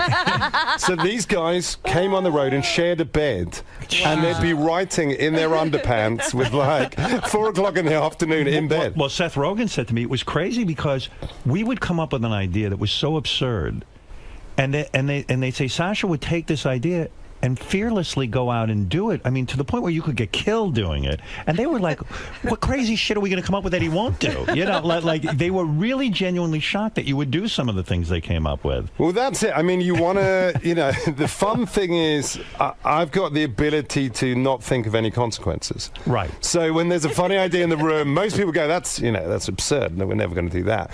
But if it makes me laugh in the room, I'll try and work out a way for it to happen. And then aren't you shocked when the consequences come about? Like when you find that, even like when the terrorists are, like for real, terrorists were mad at you. There were terrorist organizations that thought you were being anti-Muslim and all this stuff. Yes. Meanwhile, you were being subversive about everything. Yeah. But, you even went and interviewed that Al-Qaeda guy. And, a couple of terrorists, actually. And aren't you always amazed they don't have a sense of humor? Even terrorists. Terrorists. Seriously. The reason they're terrorists is they've got no sense of humor. But I always think somebody must get the joke. Yeah, no, they have no sense of humor. I mean, that's really. If you look at most of the people that I've interviewed over the years, they are people with no sense of humor. Right. And that's why they're extremists. Yes. It's good to laugh. It's good to. Once you can laugh at yourself, you're not a fanatic. But isn't there something inside of you that said, even when you were interviewing a head of a terrorist organization, wasn't there something inside you said, he'll get it? Like, he knows I'm just doing shtick. Well, I interviewed a couple of terrorists. One I can't talk about because I'm in a legal situation with him. You and Letterman are being sued, right? Me and Letterman are being sued by. I can't really go into that one. I'll talk about the other terrorists. Okay. That is funny to me that a terrorist is suing you. Well, that's the great thing about America. Like, the guy's on a no-fly list, and yet he's suing me. Right. And I said, what happened? I said, if I lose, what do I have to do? I have to pay money to the terrorist organization. So that's illegal. I'll be forced by an American court of law to fund a terrorist organization. In fairness to the guy, he probably feels he's not a terrorist. That's why. I can't can't really talk about it. Okay, but don't talk let's about say it. allegedly, Right. the guy. We allegedly have a lot of proof that he was. Well, don't talk about that one. But Talk about we the had a second terrorist who we interviewed actually, because it's quite hard to interview terrorists. Yeah. And we. Yeah, You know, I mean, steps up? your country took 10 years to get Osama bin Laden. Right. So, you know, I was like, all right, Bruno, we want to interview a terrorist, and how do you actually do that? Yeah. So we hired somebody who worked for the BBC, and we said, all right, you're in charge of finding the terrorists. And he'd be like meeting men in the middle of a bus stop, in the middle of Gaza, you know, behind some sort of chicken shed, and he'd be taken and blindfolded. And But I mean, you get in the room with a terrorist, a serious terrorist, and you went to him like, you know, oh, I think you're, I forget the exact line, but you said, you know, I think you're Osama. He's like a big Santa Claus. Or, I forget what the fuck you said. Yeah, sort of Al Qaeda assault 2006. You guys are right now. Yeah, you guys are so dangerous. You're like some Mel Gibson of terrorists. Yeah, exactly. And the guy just, you know, I thought the guy would crack a smile. They just don't. And well, one of the terrorists, I mean, the thing was, I showed the guy who's not suing me, who we actually brought in from Syria. Yeah. Because we were in Jordan, and they said that actually Jordan banned all the terrorists. They were too dangerous. So we had one come down from Syria. Uh-huh. And basically, the idea was I'd created my own kidnap video that I wanted to show him, you know, because it was an attempt for me to become famous. Right. And essentially, it was me being tortured by a couple of like really good-looking Arab guys, and like at one point they're like, you know, putting nipple clamps on me and then whipping me, and then they would cover me in body oil, and then so the idea was to show him a video, and we thought, all right, I can't show him like a gay porno video of me being, you know, basically an S&M scene. Right. So I created like a kind of cut down version that was a little bit more sanitized. Right. Unfortunately, the editor played a prank on me and gave me the wrong DVD. So I'm sitting in the room with the terrorist. He gave you the hardcore DVD? He gave me the hardcore DVD. And the final shot was a shot. It said, call me. And it had a picture of Bruno. And it had me sort of on hands and knees with a black guy's fist up your ass. Up my ass. Well, it was you know, it was you know, simulated. Right. You didn't simulated, really do but it looked as if it was real. Right. And He was fisting you. Yeah, he was fisting me, and I was basically trying to, you know, switch off on the computer. And the terrorist just stayed there. I thought he was going to walk out the room. Right. But what you realize is these people want publicity. Right. You know, they're like movie actors promoting their movie. They want publicity for their terrorist organization. Isn't that weird to you? Yeah. Like terrorists, they really just deep down inside, they want to be loved. Like they want to be else. famous. They want to be famous. Well, think about it. Those suicide bombers, they have a kind of posthumous fame. Their poster goes up. You know, they have a video. Yeah, I mean, look at this guy in France, the bastard in Toulouse. I mean, he became famous. He, you know, he jumped out of a window and started shooting at the police, and now he's famous. That's the Dictator movie. The reason I love it, I mean, you poke fun at everything with dictators, and you know, it's just about America. It's just really, it's great. It's great. Thank you, man. I loved it. Thank you. And plus, I was stuck in Vegas in my room because I wouldn't leave my room, so I got to see That's what you did. You watched The Dictator. I watched The Dictator, and I ordered a big fattening meal, and I'm watching The Dictator. I mean, I was having a good time. It was That's great. Thank it you, was really good. And Megan Fox is in there. I mean, yes, of course. Yes, and you make love to her, which is fantastic. Yes, well, simulated. Well, yeah, and you have to pay her. Yes, exactly. Well, she agreed to play herself, playing a prostitute, which was great fun. Yeah. What is just go to the Academy Awards for a second. You were in the movie Hugo. Yeah. And the movie was up for an Academy Award. You decided you would go to the Academy Awards, and why not go as the Dictator? Yes. And so the guy producing it, I think his name is Brian Grazer. Brian Grazer. He demands to meet with you because he hears you want to show up to the Academy Awards as the Dictator, right? He demanded a meeting with you to see if you were going to do something subversive. Well, what happened was, it was we were talking about, you know, do I go to the Academy Awards? You know, Hugo was up for 11 nominations, and I was in it. And did you like working on that? Oh, I loved it. I love Martin Scorsese is, or however you pronounce his name. Scorsese. Martin. Martin. Yeah, it's Martin. Is it Marvin or Martin? Or Marlon? Marty. Yeah. So, no, he's one of the greatest greatest guys in the world, and probably the greatest living like film director. a fidget next to you? I mean, how is he telling you to run around? He's like comes up to your Sasha said, "You're a bloody fidget." Yeah, I loved him. So he's one of the greatest film. Were you? It seemed to me you were pretty fearless with him too. You're very confident as an actor, right? Because yes. Once I'm in character, out of character a little bit less so. But you were not intimidated by Martin Scorsese at all. Well, no. I mean, I knew that it was totally out of my wheelhouse, and after Borat, because Borat got nominated for something as well, for an Academy Award, so I ended up you end up on the circuit with Scorsese, and we ended up having a meeting, and we ended up chatting for about 4 hours about the editing process. And but he didn't make you audition for the film for you to go? No. In other words, he said, you can handle this. Yes. Well, he showed me the script, and the character was kind of non-existent. Right. And so I said, listen, I'll do it. There's no character there, but can I come up with some ideas? And he was totally up for it. I said, can he have a disability? Can he have a dog? Right. The original idea was, and I don't know if you saw the film, but I did. I wanted him, because it was in 3D, I wanted him to have like a false leg. Right. That he'd run at the camera, there'd be a first chase, and then the leg would fly out into the audience. He was like, great, let's do it. And, the writer was saying, wait a minute, what's going on? This is my script. And, I don't want it to be changed by this comedian. But that's what was legendary about you and Scorsese. You would actually pitch him these insane ideas, and he would at least listen to them. Well, the crazy thing was this. He would do the ideas. He said, okay, let's try it, and so he would let me come in and improvise. And I go, listen, Marty, I've got a crazy idea. It's ridiculous. It's too late to pitch it.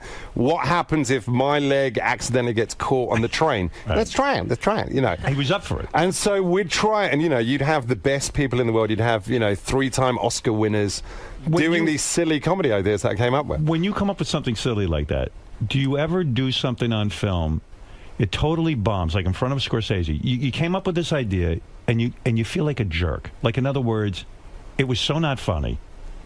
Not everything can be a gem. Yeah.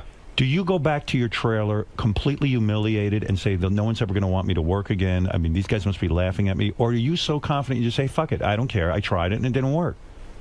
I think listen, nobody has a 100% hit rate with anything. So, I enjoy it. And to get to the point where he actually tries it, it's, he's got to like it as well. So he's invested in it as well. So are people like Scorsese afraid of you, like in the sense that you might be playing a prank on them at any point? I mean, sometimes it's hard to know.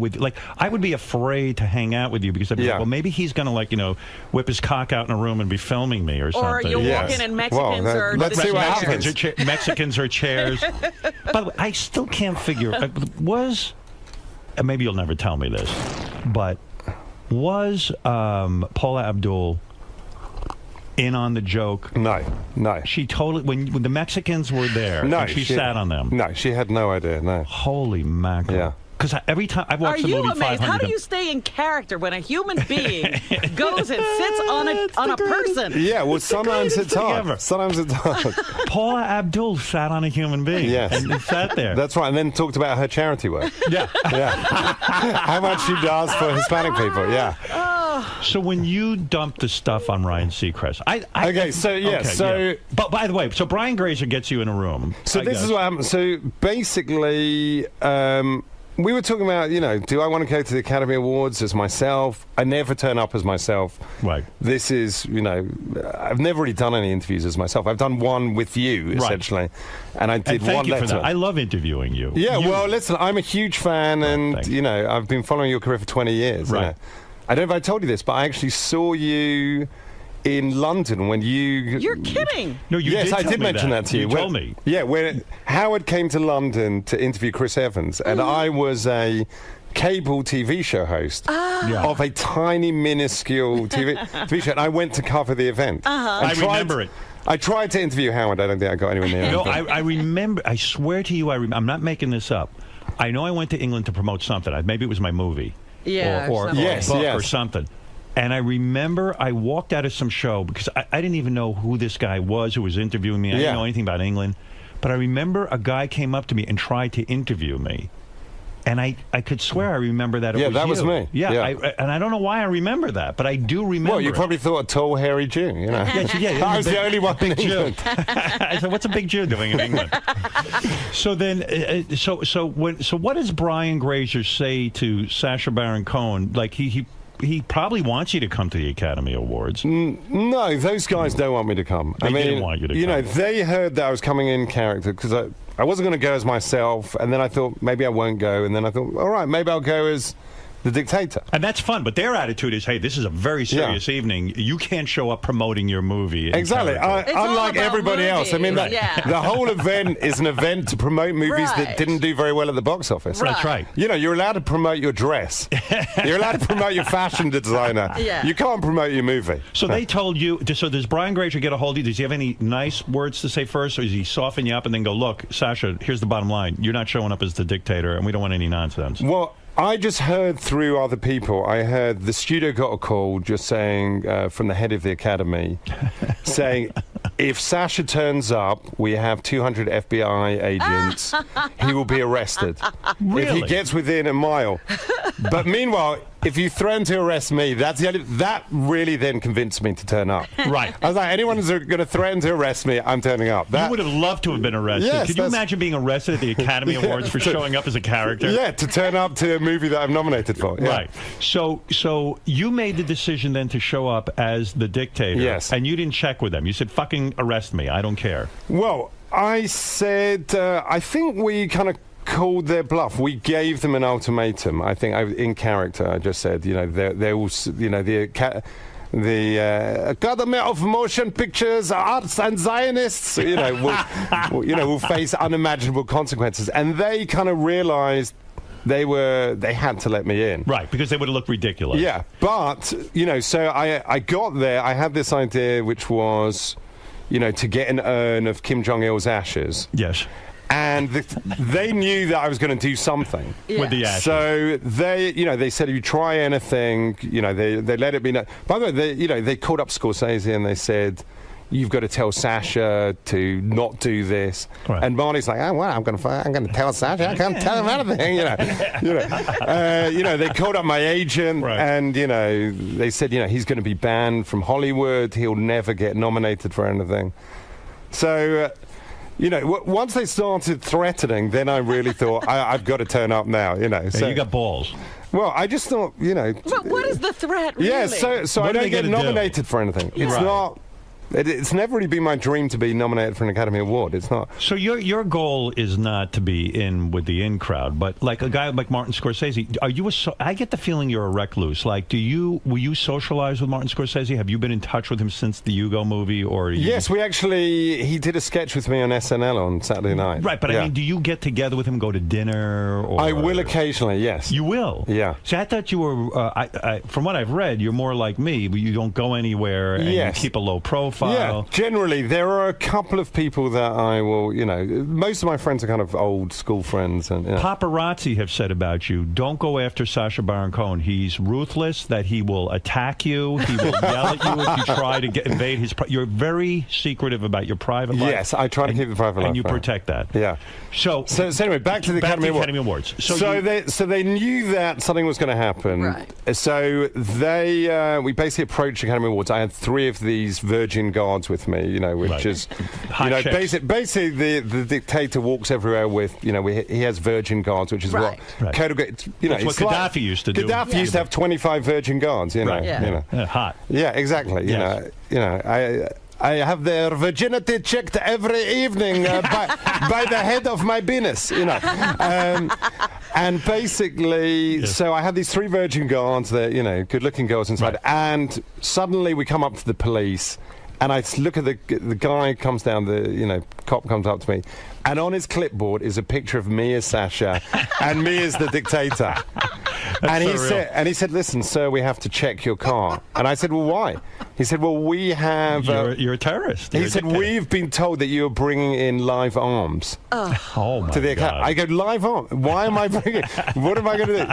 So anyway, so he came into the car, and I've got the urn there. Right. And I know the moment they find the urn, we're stuffed. Right. So he comes in, and I thought, how do I convince him not to check the car? Right. And I said, all right, what do you want to do? You want to strip search us? He Which comes you in. would like. Yeah, I said, Right. sit. He looked at the three girls. I said, you want to strip search all of us? Strip search us now. Yeah. And the guy got embarrassed. And he decided just to check the rest of the car, so he didn't check the urn. Plus the urn, I thought, how am I going to smuggle in an urn into the Academy Awards? Was your plan to dump it on Ryan Seacrest, or you were just going to kind of see where it took you and figure out who to dump this thing on? Well, there wasn't really a plan until kind of the last minute. The plan was to go in with Kim Jong-il's ashes, and then me and a friend were speaking about it the night before, and I thought, oh, maybe it'd be quite good if I slip and the ashes of a dead dictator spill all over the carpet. And I thought, oh, maybe it's better if they spill on someone. And then we thought, who, do we get one of the actors? And we thought, no, they're going to... It's not fair to them, it's their big night. And then, all right, maybe Ryan Seacrest. And it was only flour, so... Do you get in touch with Ryan Seacrest and say you're going to do this, or you just let it... We had... My publicist said he's going to get an interview with the dictator, but he wasn't warned. Right, I see. And so it was nothing personal against Ryan Seacrest, but... no, you have some disdain there, I would think. I would think that you were trying to make a statement with that he represents maybe bland, safe media, and that's something you don't... I would think there was some message in that, or am I trying to read too much into it? Why we chose him rather than somebody else, maybe to, I think there's a certain... It's maybe slightly symbolic that it's all about the fashion and all about the suits, and his suits gets a little bit powder on it. It's not the end of the world. What do you want to say, Gary? I was going to say, Ryan Seacrest talked about this in some interview, and he said that Sasha told him the original target was Clooney. Oh, George Clooney. Well, I bumped into Ryan Seacrest on Saturday night because I thought I've got to make peace with him. I don't want him to feel terrible, and feel like I victimized him. But as I said, I thought, I felt bad for him, actually. Do you? I did. Yeah.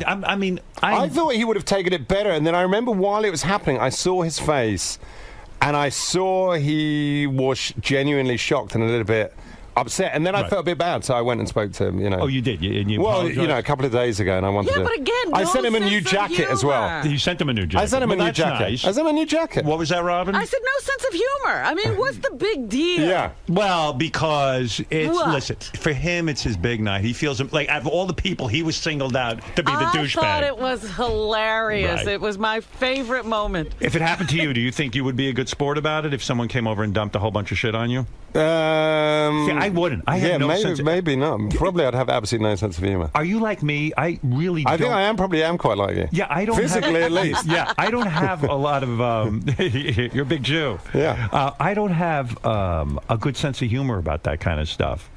I don't like jokes being played on me. Well, listen, people try and do it on me, obviously young guys who want to who want to be the new Ali G, they do it. Do you now with so one thing with we knew we had to smuggle in the urn. Right. So I thought, how do we smuggle in the urn? We're bringing in an urn of the ashes of a dictator. Huge. Right. So what I decided to do was to turn it into a flower pot. Oh, okay. So we covered the sides of it and put some flowers on the top, and then you could kind of rip it off. And if you look at the video, you see like my guy with me takes off the flowers and puts the top on. And in 2010, were you approached to be the host of the Academy Awards? Is that true? Because yes, there were. I think they wanted me to be the host of the Academy Awards. Was that something that interested you? Not really. I think it's a difficult gig. Would you do it? No. I don't think that's because I would want to be outrageous. Yes. And I don't think that I could, I think that that's a night where Hollywood is congratulating itself that they're saying, hey, we've done a good job. They pat themselves on the back. And the only way that I could sit there and be humorous was to make fun of that. Yeah. And they don't, and I get it. They don't want someone in the house making fun of their tradition. Well, that's it. I mean, I think what's happened to me in the past is they think, oh, it's a good idea, we'll get Sasha to be funny and host one of these events. I did the MTV Europe Awards twice. Right. And the problem is, they think, oh, it's great, he's going to be naughty. But then when you get closer to the event, they go, no, you can't be rude, you can't insult anyone. Right. So I did there was one European MTV Awards, it's a live show, and they said, we want to see the script. Right. And I said, no, you can't see the script, because then they show it to the managers. You know, I remember Madonna was performing first, and I was doing it as Borat. Right. And the first joke was it's very brave of MTV to start this show with a genuine transvestite. You know, you could not tell apart from her hands, you know. Right. So we couldn't, you know, I didn't want to give over the script. And I remember them saying, you know, you've got to give over the script. And I go... And so all of the humor is sucked out. Yeah, and then they wanted me to sign a contract. You know, the contract was you cannot libel or disgrace anyone. I go, well, why did you hire me here? You know, I can't sign this contract. Right, and you seem to have no ability to know if you're libeling or disgracing. Yes, anyone. exactly. Because you're going to disgrace people. Yeah. At the very least. But there's going to be jokes of people at their expense. They're jokes. Of course. Yeah. And who would want to see Sacha Baron Cohen not being funny? Yeah, exactly. I mean, they're going to suck the humor. That's why I wouldn't host the Academy Awards. But I would think for a guy like you, who was in England, like, you know, you came up the hard way. Yeah. It would be such an accolade to suddenly be there in Hollywood hosting the Academy Awards. So who did they decide to go with that year? Was it Steve Martin and Alec Baldwin? I think so, yes. Yeah. And did you watch and say, that could have been me up there? I mean, when I've seen Chris Rock do it, and I think he did a pretty good job. I remember he got a lot of stick for, he made some joke about Jude Law not being able to act. Right, I mean, right. You know, if you're a comedian, you've got to go there and make some jokes. Right. And... you know, celebrities are good targets. I mean, it's not like they're poor, you know, disabled, you know, women. They are wealthy. Is it right? And they're good targets. Right. And how can you host something without making them a target? Is it true that you've been approached or you're working on playing Freddie Mercury of Queen in a movie? Yes. Yes. Do you feel that? To me, I could see you doing that. Yeah.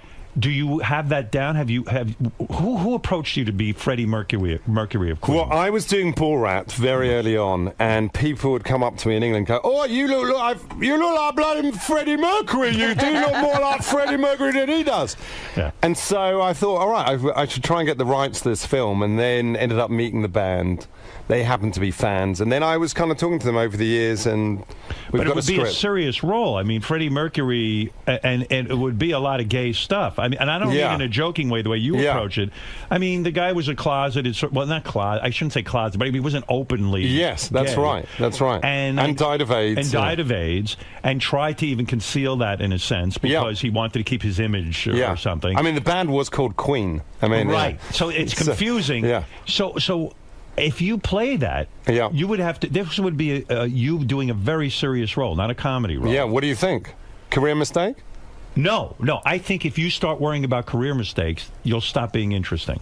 But I understand your dilemma. That? No, can I you don't do know. It? Sasha's saying he could, but I don't believe. You're going to really play Freddie Mercury. I mean, Freddie was all the way out there. Yeah. And he was doing things. Yeah. You're going to have to do those things. Well. By the way, I'm going to act. Are you a fan of Freddie Mercury's? Yes. Me too. And I think it would be a fascinating topic. In fact, I forget who told me. Like he had a girl name, like in his private life. Right. They always had those. Yeah, he had a girlfriend as well. Sasha and he had a girlfriend. Yeah, the whole thing. Semi-life. And the music is great. Yeah, incredible. But the thing is, all of a sudden, you've got to play a gay guy. But do it in a straight way. Yeah. And I played, you know. Yeah, I'm kind of the straight man's gay. I mean, I played a gay guy in *𝙤𝙚𝙬𝙖 𝙧𝙙. Right. Gay guy in Bruno. Borat's not gay, but he touches a lot of men's genitals. Right. And you're comfortable with that? Yeah. And I you think kiss so. guys on camera and you don't give a shit? I mean, you've smelled guys' asses on camera, so why not? I mean, you know, I haven't kissed guys off camera. You know, I'm still young. Right. That's a long time to go. But on camera, I remember the first guy I ever kissed on camera. First guy I ever kissed was Will Ferrell. Right. At the end of *𝙤𝙬𝙬𝙖 𝙧𝙙. It was a movie I was in, directed by Adam McKay. And I said, wouldn't it be good if, you know, I kissed Will Ferrell at the end of the movie? And they're like, this is a movie about NASCAR. I don't think the middle of the country are going to enjoy seeing, like, two guys kiss. And I said, but it would be good, you know. And so you taste of America. And we ended up doing it and using it. It was okay. So, it was good stuff. Sasha, are you an Orthodox Jew? No, I wouldn't say I'm an Orthodox Jew. I'd say I'm proud to be a Jew. Right. And I do some things, you know. Like what? You go to temple? And Not often. Because when you got married, I thought your wife was Jewish, but Yes. she is. She converted. Yes, she converted as Jew. But her name is Fisher. So Yes, that to which me- sounds Jewish. Which sounds Jewish to Yes, me. exactly. But why was it important for you for her to become Jewish? That's an interesting question. I mean, it's a complex question. I think it's easier for the children if there's kind of one, family set of ideals. But because to me, it seems And like your wife's. she's not Jewish. Yeah, you're going to have the conversion. Going to make her a nice Jewish girl. No, I wouldn't, because it's not. Yeah. It's not as important to me as it is to you. Because I get the feeling, like you speak Hebrew, right? Yes. How did you learn that? Well, my mom's from Israel.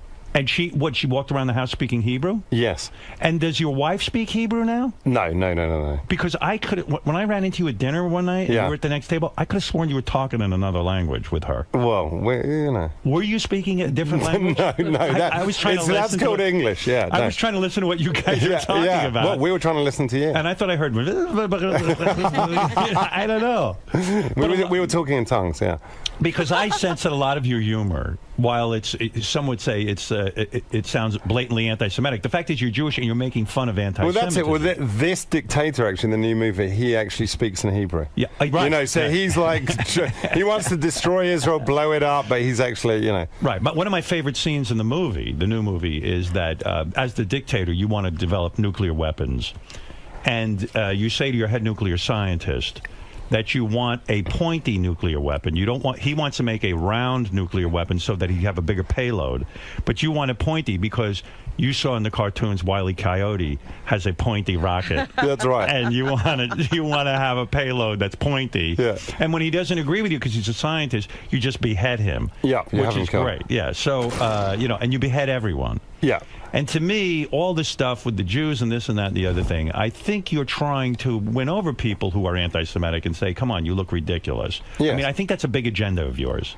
Yeah, I mean, I think so. I mean, if you look at the common ground of all of these dictators they blame everything on the Zionists. Mm-hmm. Right. Which is, it's a great scapegoat. You know. Their countries are falling apart. They don't give their people any money, but they teach them to hate the Jews, and while they're busy hating the Jews, they're not mad at the dictator. Yeah, exactly. That seems to be the game plan. It's exactly. like sleight of hand. Right. Well, they were saying that the sharks in the Red Sea were trained by the Mossad. Right. Those are actual things being circulated. Right. So, I mean, there's, the great thing about the Arab Spring and what's happening now is that young people are saying, wait a minute, the reason we're not happy is we live in these dictatorships. We live in shit, yeah. There's a guy who's a trillionaire who's sleeping with models and actresses, and we're here without any rights being persecuted. Yeah, So, forget the Jews. They're not our problem. Our problem is our dictator is killing us. Yeah, exactly. Yeah.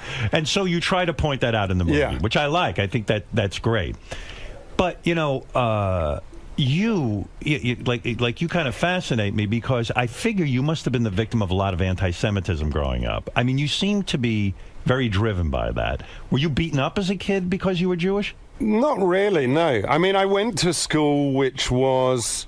It was a Church of England school. They have a lot of these Church of England schools. It was one of the kind of better schools. And they actually had a Jewish quota because it was a Church of England school. So you could not have more than 50% Jews. So there were 49%. Right. And no, never really much anti-Semitism, actually. But if you go to something called the Church of something, aren't they teaching the kids that the Jews killed Christ pretty much, and you're the Christ killer? I mean, in England, I never really experienced anti-Semitism. What did your father do for a living that you got? He was an accountant. Oh, so he was a successful guy. Was he funny? He was hilarious, yeah. Really? And he would he'd kind of force me to watch comedy growing up, What would he force? I like a dad who forces you. My father used to do that with me. Like, he would make me watch the Three Stooges with him and all this stuff. But, I mean, it was something pleasurable that we got to share. What about your mother? What does she do? She was a kind of keep fit teacher. Training, like a physical fitness? Yeah, she's like, exercise, sort of kind of aerobics kind of stuff. And actually, her mother is still a keep fit teacher in Israel. She's 97 years old. Are they alive, your parents? Yes, and my grandma is still teaching actually at 97. She has a keep fit video on YouTube. And are your parents so proud of you? And do they go to your movies, or are they ashamed of some of the antics that you do when they see your movie and they see you like in bed with a guy and you do a 69ing with a big fat guy? I think they realize it's their fault. They created this guy. So, obviously when we did Borat, and it was the first, really Hollywood movie that had real anti-Semitism in it, right. Out and out, a full-on. The star of the movie is a blatant anti-Semite who hates Jews. Right. And my dad had to go to synagogue and, explain himself to, and people were obviously... Did people ask him questions? Yeah, people were angry with him. And, the Anti-Defamation League here came out against me and said, you have to stop doing this. You're encouraging anti-Semitism. We did this sketch called... where Borat sings "Throw the Jew Down the Well," Yes, which I was love that brilliant. song. Yeah, throw the Jew down the well. Everybody sing along. And that was real. All of those people that in was that bar real. sang That was real. You got them to do a sing-along, "Throw the Jew Down the Well." Yeah, I mean, interesting enough, when we did that, some of these sketches in the Ali G show, we had to try a few times. Right. So "Throw the Jew Down the Well," we once did it in Nashville once, and people actually were kind of indifferent, and they said, they just said they didn't mind the song. Right. They just didn't want to sing along. Yeah, they thought the lyrics were fine. They just thought musically it was bad. It was just not a good song. They just thought musically it's terrible. This guy's a bad, singer. Yeah. And then finally we did it. I think it was in Tucson, Arizona. Right. And that's when they really got excited. Yeah, this is great. Do you have siblings? Yes. Yes. Were you a funny kid? I like to think that, yes. I have a feeling like maybe you were a very serious student and all of that. And, yeah, I mean, I was a good student, but there was definitely a high emphasis on comedy. Did your dad want you to be an accountant? He wanted me to be a lawyer. When you went into show business, was there a lot of upset people in your family? Well, there were, bear in mind when I was a kid, I was middle-class kid in London, in a suburb of London, you don't ever expect that you can earn a living out of being an actor. Right. So that, I went to university and... if you wanted to get money, you would go into the city, and there were a lot of headhunters would come to the university and say, all right, do you want to become a management consultant? You want to come into the city? I said, no, I want to be an actor. And so the people around me were disappointed because you're actively choosing a life of poverty. Right. And, my dad said, well, why can't you just be a lawyer, and in the evenings you can do like drama classes and this kind of thing. I tried it. Did you ever come over to this country and audition for Saturday Night Live or something like that? No. Because I would think that you would have been a huge success on there with all of your characters. Oh, really? That's kind. No, I came over here, the first time I came over here was when I was 20 years old. I was in university, I was doing a thesis on actually Jews and blacks in the civil rights movement in the 60s. Right. And I basically went around with a rucksack, staying in various ghettos and YMCAs and kind of some pretty rough areas. By the way, that's a funny topic to me. I've always thought that was the greatest, that Jews and blacks were busy fighting with each other. They are the least empowered people. Yeah. They're at the bottom of the barrel. Everybody hates them. Yeah. And they were busy fighting with each other during the civil rights movement. Well, the irony, actually, in this, they fought kind of a little bit after. In the civil rights movement, there was this alliance. Right, yeah, for a little bit. Yeah, there was like 8 years where, Jews were... half of the civil rights movement were Jews. Half of the whites in the civil rights movement, and that's what I kind of looked into. There was something I was going to ask you about too. Please do. This is enjoyable. I'm having a nice time. Really? I'm preferring this to being the dictator. Yeah. Yeah, right. I'm glad you weren't the dictator. Yeah. Because I genuinely am interested in your whole process. Well, likewise. No, I really am a big fan. I really, thank you. I kind of studied what you were doing, and it inspired me very early on. As I said, I went to interview you, because I thought, all right, this is a guy who's got balls.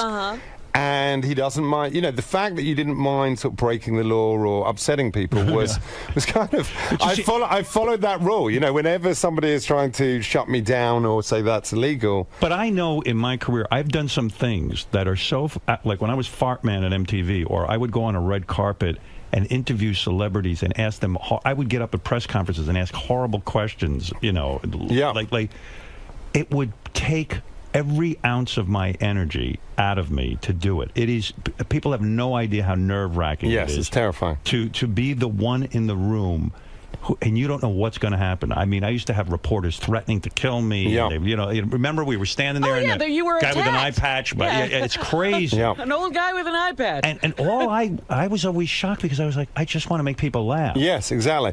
Well, that was the problem with also doing the Ali G show and the movies, was that the kind of stakes became higher. So in Bruno, I ended up being in situations where I wouldn't say my life was in threat, but I was in danger of being hospitalized, or so. Right. The end scene in Bruno is a cage fight. I don't know if you remember that. Yeah, I do. And people were throwing chairs. Yeah, so,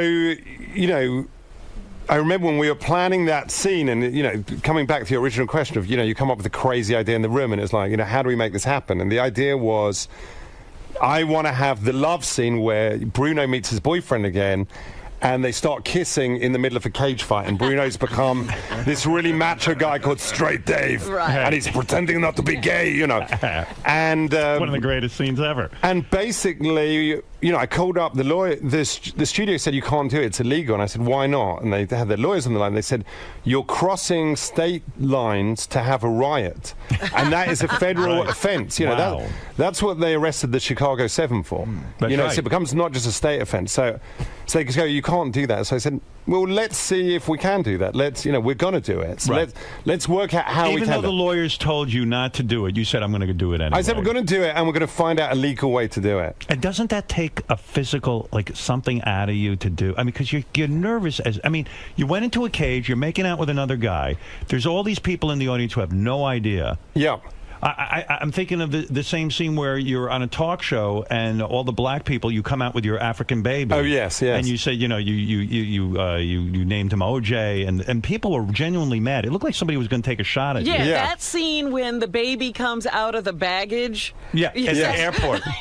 But those things are kind of fine because they don't have guns. And, in the cage fight, we were like 300 people short, and one of the referees said, don't worry, he goes, don't worry, I'll get people there. And we were in Texarkana in Arkansas, which is it's a pretty rough place. I mean, they're famous only for they pulled an African-American guy behind a pickup truck and killed him. Right. That's their claim to fame there. And that's, And so this guy said, I'll get 300 people here, and he basically was a prison warden.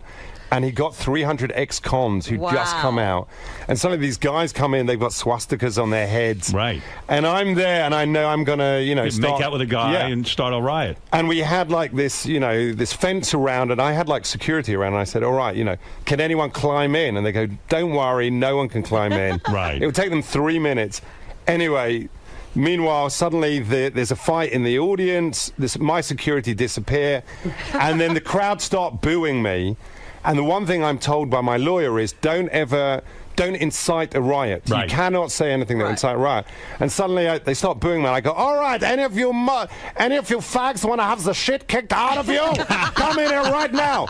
Anyway, I knew no one could get into the cage. Why do you think you did that? Because you said, this is going to be funny. Even though I'm going to be dead, this is going to be so funny.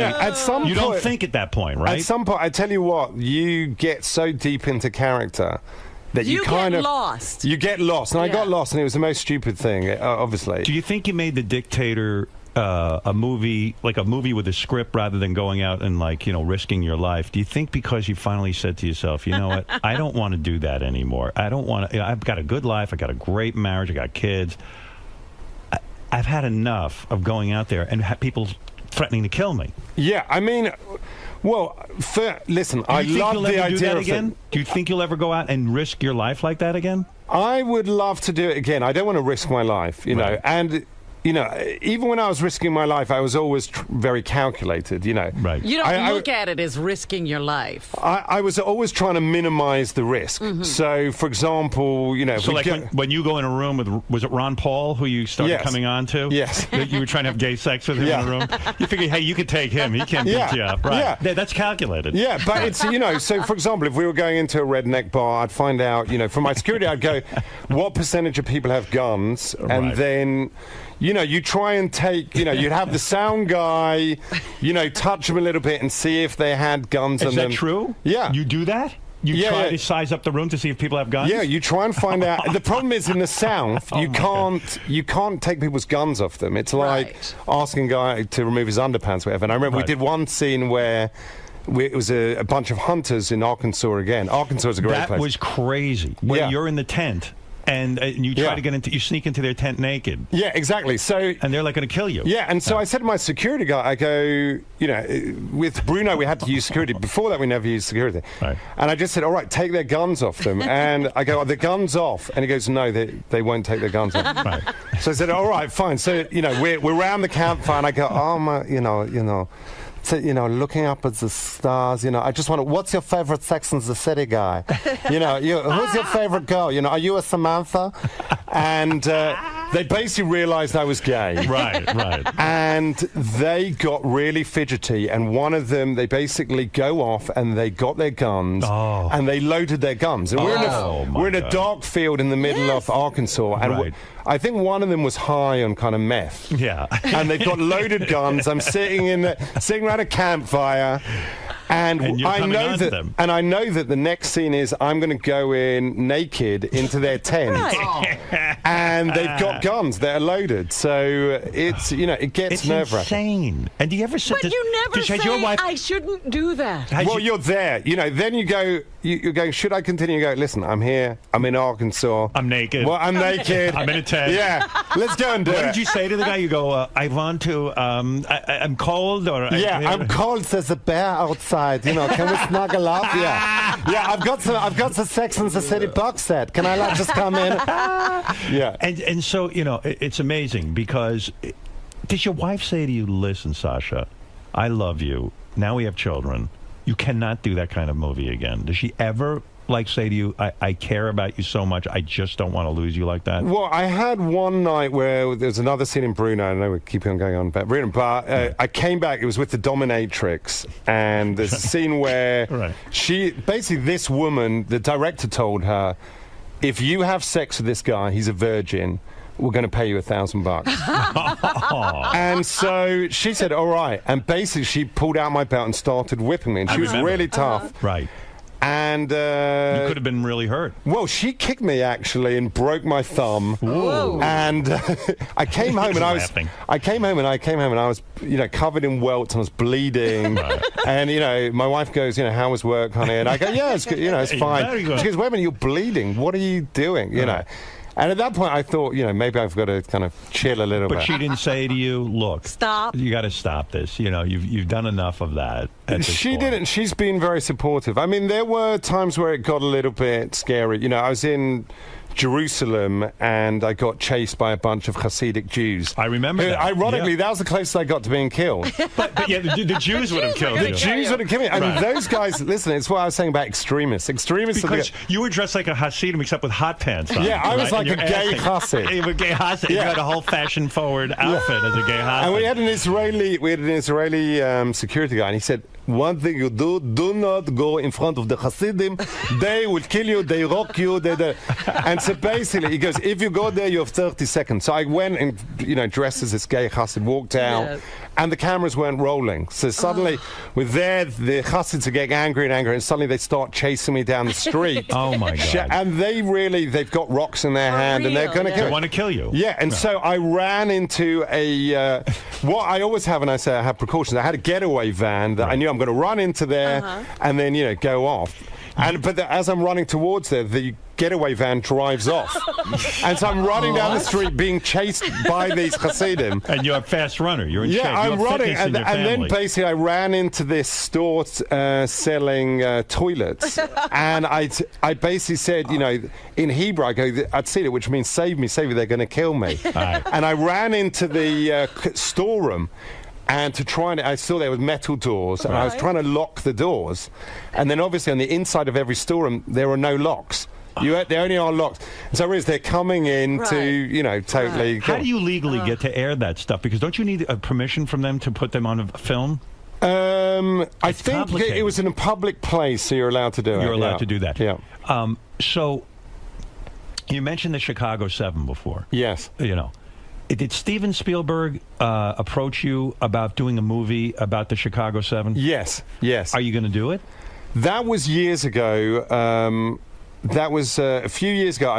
I talked to Spielberg about that. Are you interested in... Who would you play, Abby Hoffman? Yes, it was to play Abby Hoffman. And actually, he said, I want to make sure you can... your accent's, right. So I started training with this voice coach, and we recorded... me doing Abby Hoffman every night. Right. And it started off abysmally. It was like me sort of half Cockney, half, that's Boston. hard. It was a bit... But by the end, it was perfect. said, all right, Spielberg said, I want this, you know, at my door by 10 o'clock in the morning. What did he want at the door? Well, he wanted this recording of me doing Abby Hoffman. Right. I met up with him at 3 o'clock, and he said, listen, he goes, I heard the CD, and the first 40 takes are not very good. The woman had left all the takes on. I said, you know, so me going, you know, I'm Abby Hoffman, you know. Hello, this is Abby Hoffman. I'm Abby Hoffman. Hello, Mr. Spielberg. One last question about this stuff. The Oscar producers, going back to the Oscars. Yeah, sure. You were supposed to present at one point, and you were going to dress up as one of the characters in Avatar. Yes, that's right. And they canceled that because James Cameron would be offended by you being an Avatar character? that was it. I was going to dress up as an Avatar. Stiller was going to do it with me. Yeah. In the end, actually, he dressed up as the Avatar. Right. Ben Stiller, yeah. The joke also was going to be that James Cameron had got me pregnant, right, and had slept with me at the cast party, and that's not really an edgy. Yes, exactly. But they were upset. They did not want to offend Cameron. Wow. They didn't even ask So they him. pulled me from the Oscars. Anyway, so there's no sense of humor there. I'll let you out of here. You know what? The one thing I did want to ask is, you know, because you started to say this. So generally, when you're out promoting a movie, you feel more comfortable being the character when you're in these interviews? Well, yeah. I mean, listen. The thing is, I'm, you know, and it's ironic. I'm a private guy, and I also don't really subscribe to the theory that somebody knowing about my family or what I do in the morning helps them want to go and see a movie, you know. Right. They want to know that it's funny and it's hilarious. Yeah, so you right. go, you know, is the character funny? Yeah, that's hilarious. I'll go and see the movie. Are you still able to go out and observe people? I mean, that's important to a comedian. Yes. Because you kind of can blend in. You can wear a hat and not look like you. People don't recognize you. Yeah, well, I came to the airport the other day, and there was this Bangladeshi customs guy, and he goes, "Where are you from?"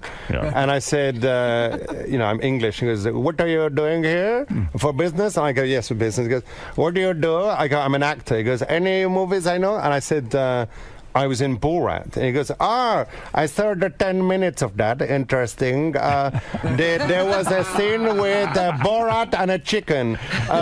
What were you in that? And I said, I said I was the chicken.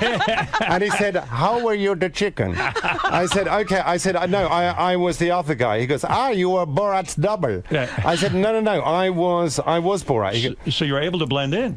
Yes, I am. Wow. Which is good. You know, I've never really wanted to be famous for me. Are you happy in your life right now? Yes. Listen, it's ridiculous. You know, when I was a kid, no one had the opportunity in England and in London to think that they could go to Hollywood and make a movie. Right. You know, since then there's been more success, but it was...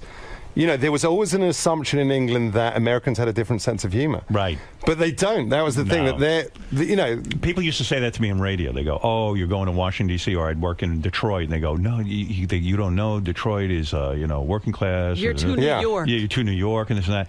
Every place I ever went, everyone was the same. Yeah. It made no difference. This idea that people are different. People in Washington are political. They're not. Yeah. It's a very blue-collar town, actually. People are people. Yeah, well. Turns out. I know everything. Just ask me. Sacha Baron Cohen is in The Dictator. Extremely funny movie. I recommend it highly. Are you doing a movie with Quentin Tarantino? That was going to be a cameo, but actually that was meant to happen now. I had to drop out because of this press tour. Oh, because you're doing a lot of press, right? Yes. Well, I'm doing a little bit. I'm going around, you know, and I'm doing a little thing in London now, Les Mis. I'm doing a bit of singing. On stage or in a movie? In a movie. They're doing a movie of this. Sounds like you don't even have read the script yet. You were like, what correct. Is it? Les Miserables? Correct. Something like that. I don't know. I'm doing a little something while I'm in England. Something in there. Yeah. Does it cost a lot of money to get you to do a little something in a movie now? What's your quote up to? You know what? If the movie's good, I'm ridiculously cheap. I'll do it for scale. So Seth Rogen told me, or maybe it was Jonah Hill. Jonah. It was Jonah said that you called him up for something and you didn't pay him. You guys just jammed together. Pay. Like everybody. Yes, everyone gets the same pay. Everyone gets the same pay. It's like a kibbutz. Yeah, right. Were you influenced at all by Charlie Chaplin's The Great Dictator? You know what? I intentionally never saw it. Oh, good. Because I didn't want it to be influence on the movie. Because that whole movie was about a guy who becomes, but not really like yours. But I'm wondering if you ever were a fan of that film. Yeah. Yeah, he was pretty brilliant. In my opinion. He did pretty well. Yeah, he did pretty well. Okay. Yeah, he got to make a lot of movies. Yeah. See Sacha Baron Cohen in The Dictator, and it's just this funny film about the dictator. and the one scene I revealed about the nuclear scientist is just one of many. I like when you're making love to that chick and she has hairy armpits, and I just like all that stuff. It's just really, really good. Thank you, man. Yeah, and good luck with the film, and I hope it's a huge success for you. I hope all my fans go see it. Thank you. Well, it's an honor to be here. Listen, I come out of character for you, so yeah, thank you. I'm a huge fan. I love when you come in here and just talk. Thank you, man. Come in one day and just spend the whole day with us. All right, we'll do. I'll sit in the booth. Yeah, sit in with Robin. Yeah, I'd love to. Yeah, sit on her lap. I'd love to. And Sacha Baron Cohen, thank you so much for Thank you, man. Pleasure. I enjoyed it. You did? Well, why are you so shocked? Well, because I'm used to I never do it. This is like the third time in my life that I've done an interview out of character. I think he feels more at home out of in character. Look, I enjoyed this, though. This was very enjoyable. You're an interesting guy. And Thank so you. now that you're accomplished, people do want to speak to the real you. Yeah. But I would prefer you just speak to me only as you. Yes, maybe that'll be it. It'll be an exclusive with the Howard Stern The only show. time that you speak, you are yourself is with me. Yeah, you want a statement from me, you speak to Howard. That's right. I'm your guy. Yeah. All right. Anyway, Sacha Baron Cohen, the movie's The Dictator. Check it out. As they say, it's a great laugh. Really extremely funny. We'll be back right after these words.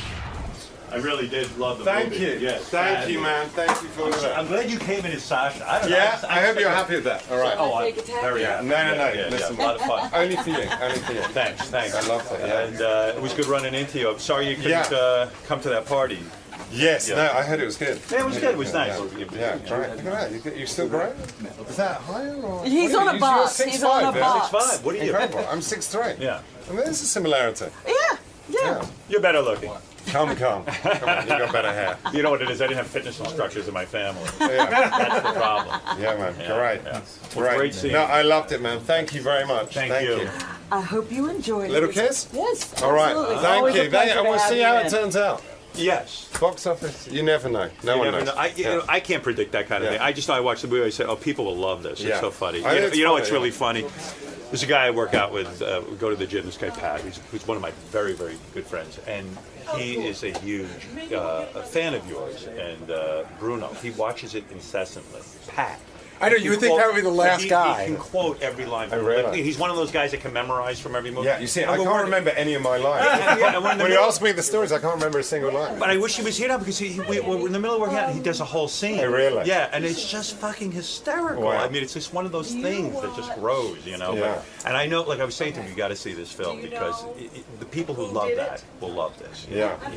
Well, we said, when we were making the film, it was before the Arab Spring. So, like, the idea of, like, a dictator and, last dictator, fighting democrary was absurd. Yeah. And Gaddafi was alive, Right.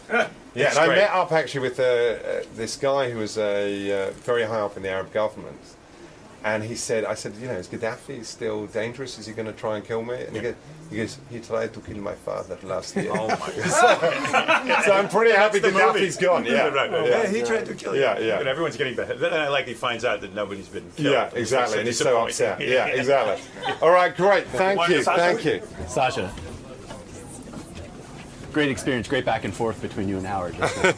What's it like to slip in and out of your different characters, all while keeping a conversation with someone you admire so much? That was good. He's the best. He's the greatest interviewer. So, is that mine? No, that's the microphone. Who are you? He's got his own department. So you're saying it's a very comfortable so it's situation? easy. He makes it, very comfortable for, the inexperienced interviewee. Have you ever dreamt up a scenario or a premise where you and Howard could be together, could collaborate on something? I would love that, actually. I would love that.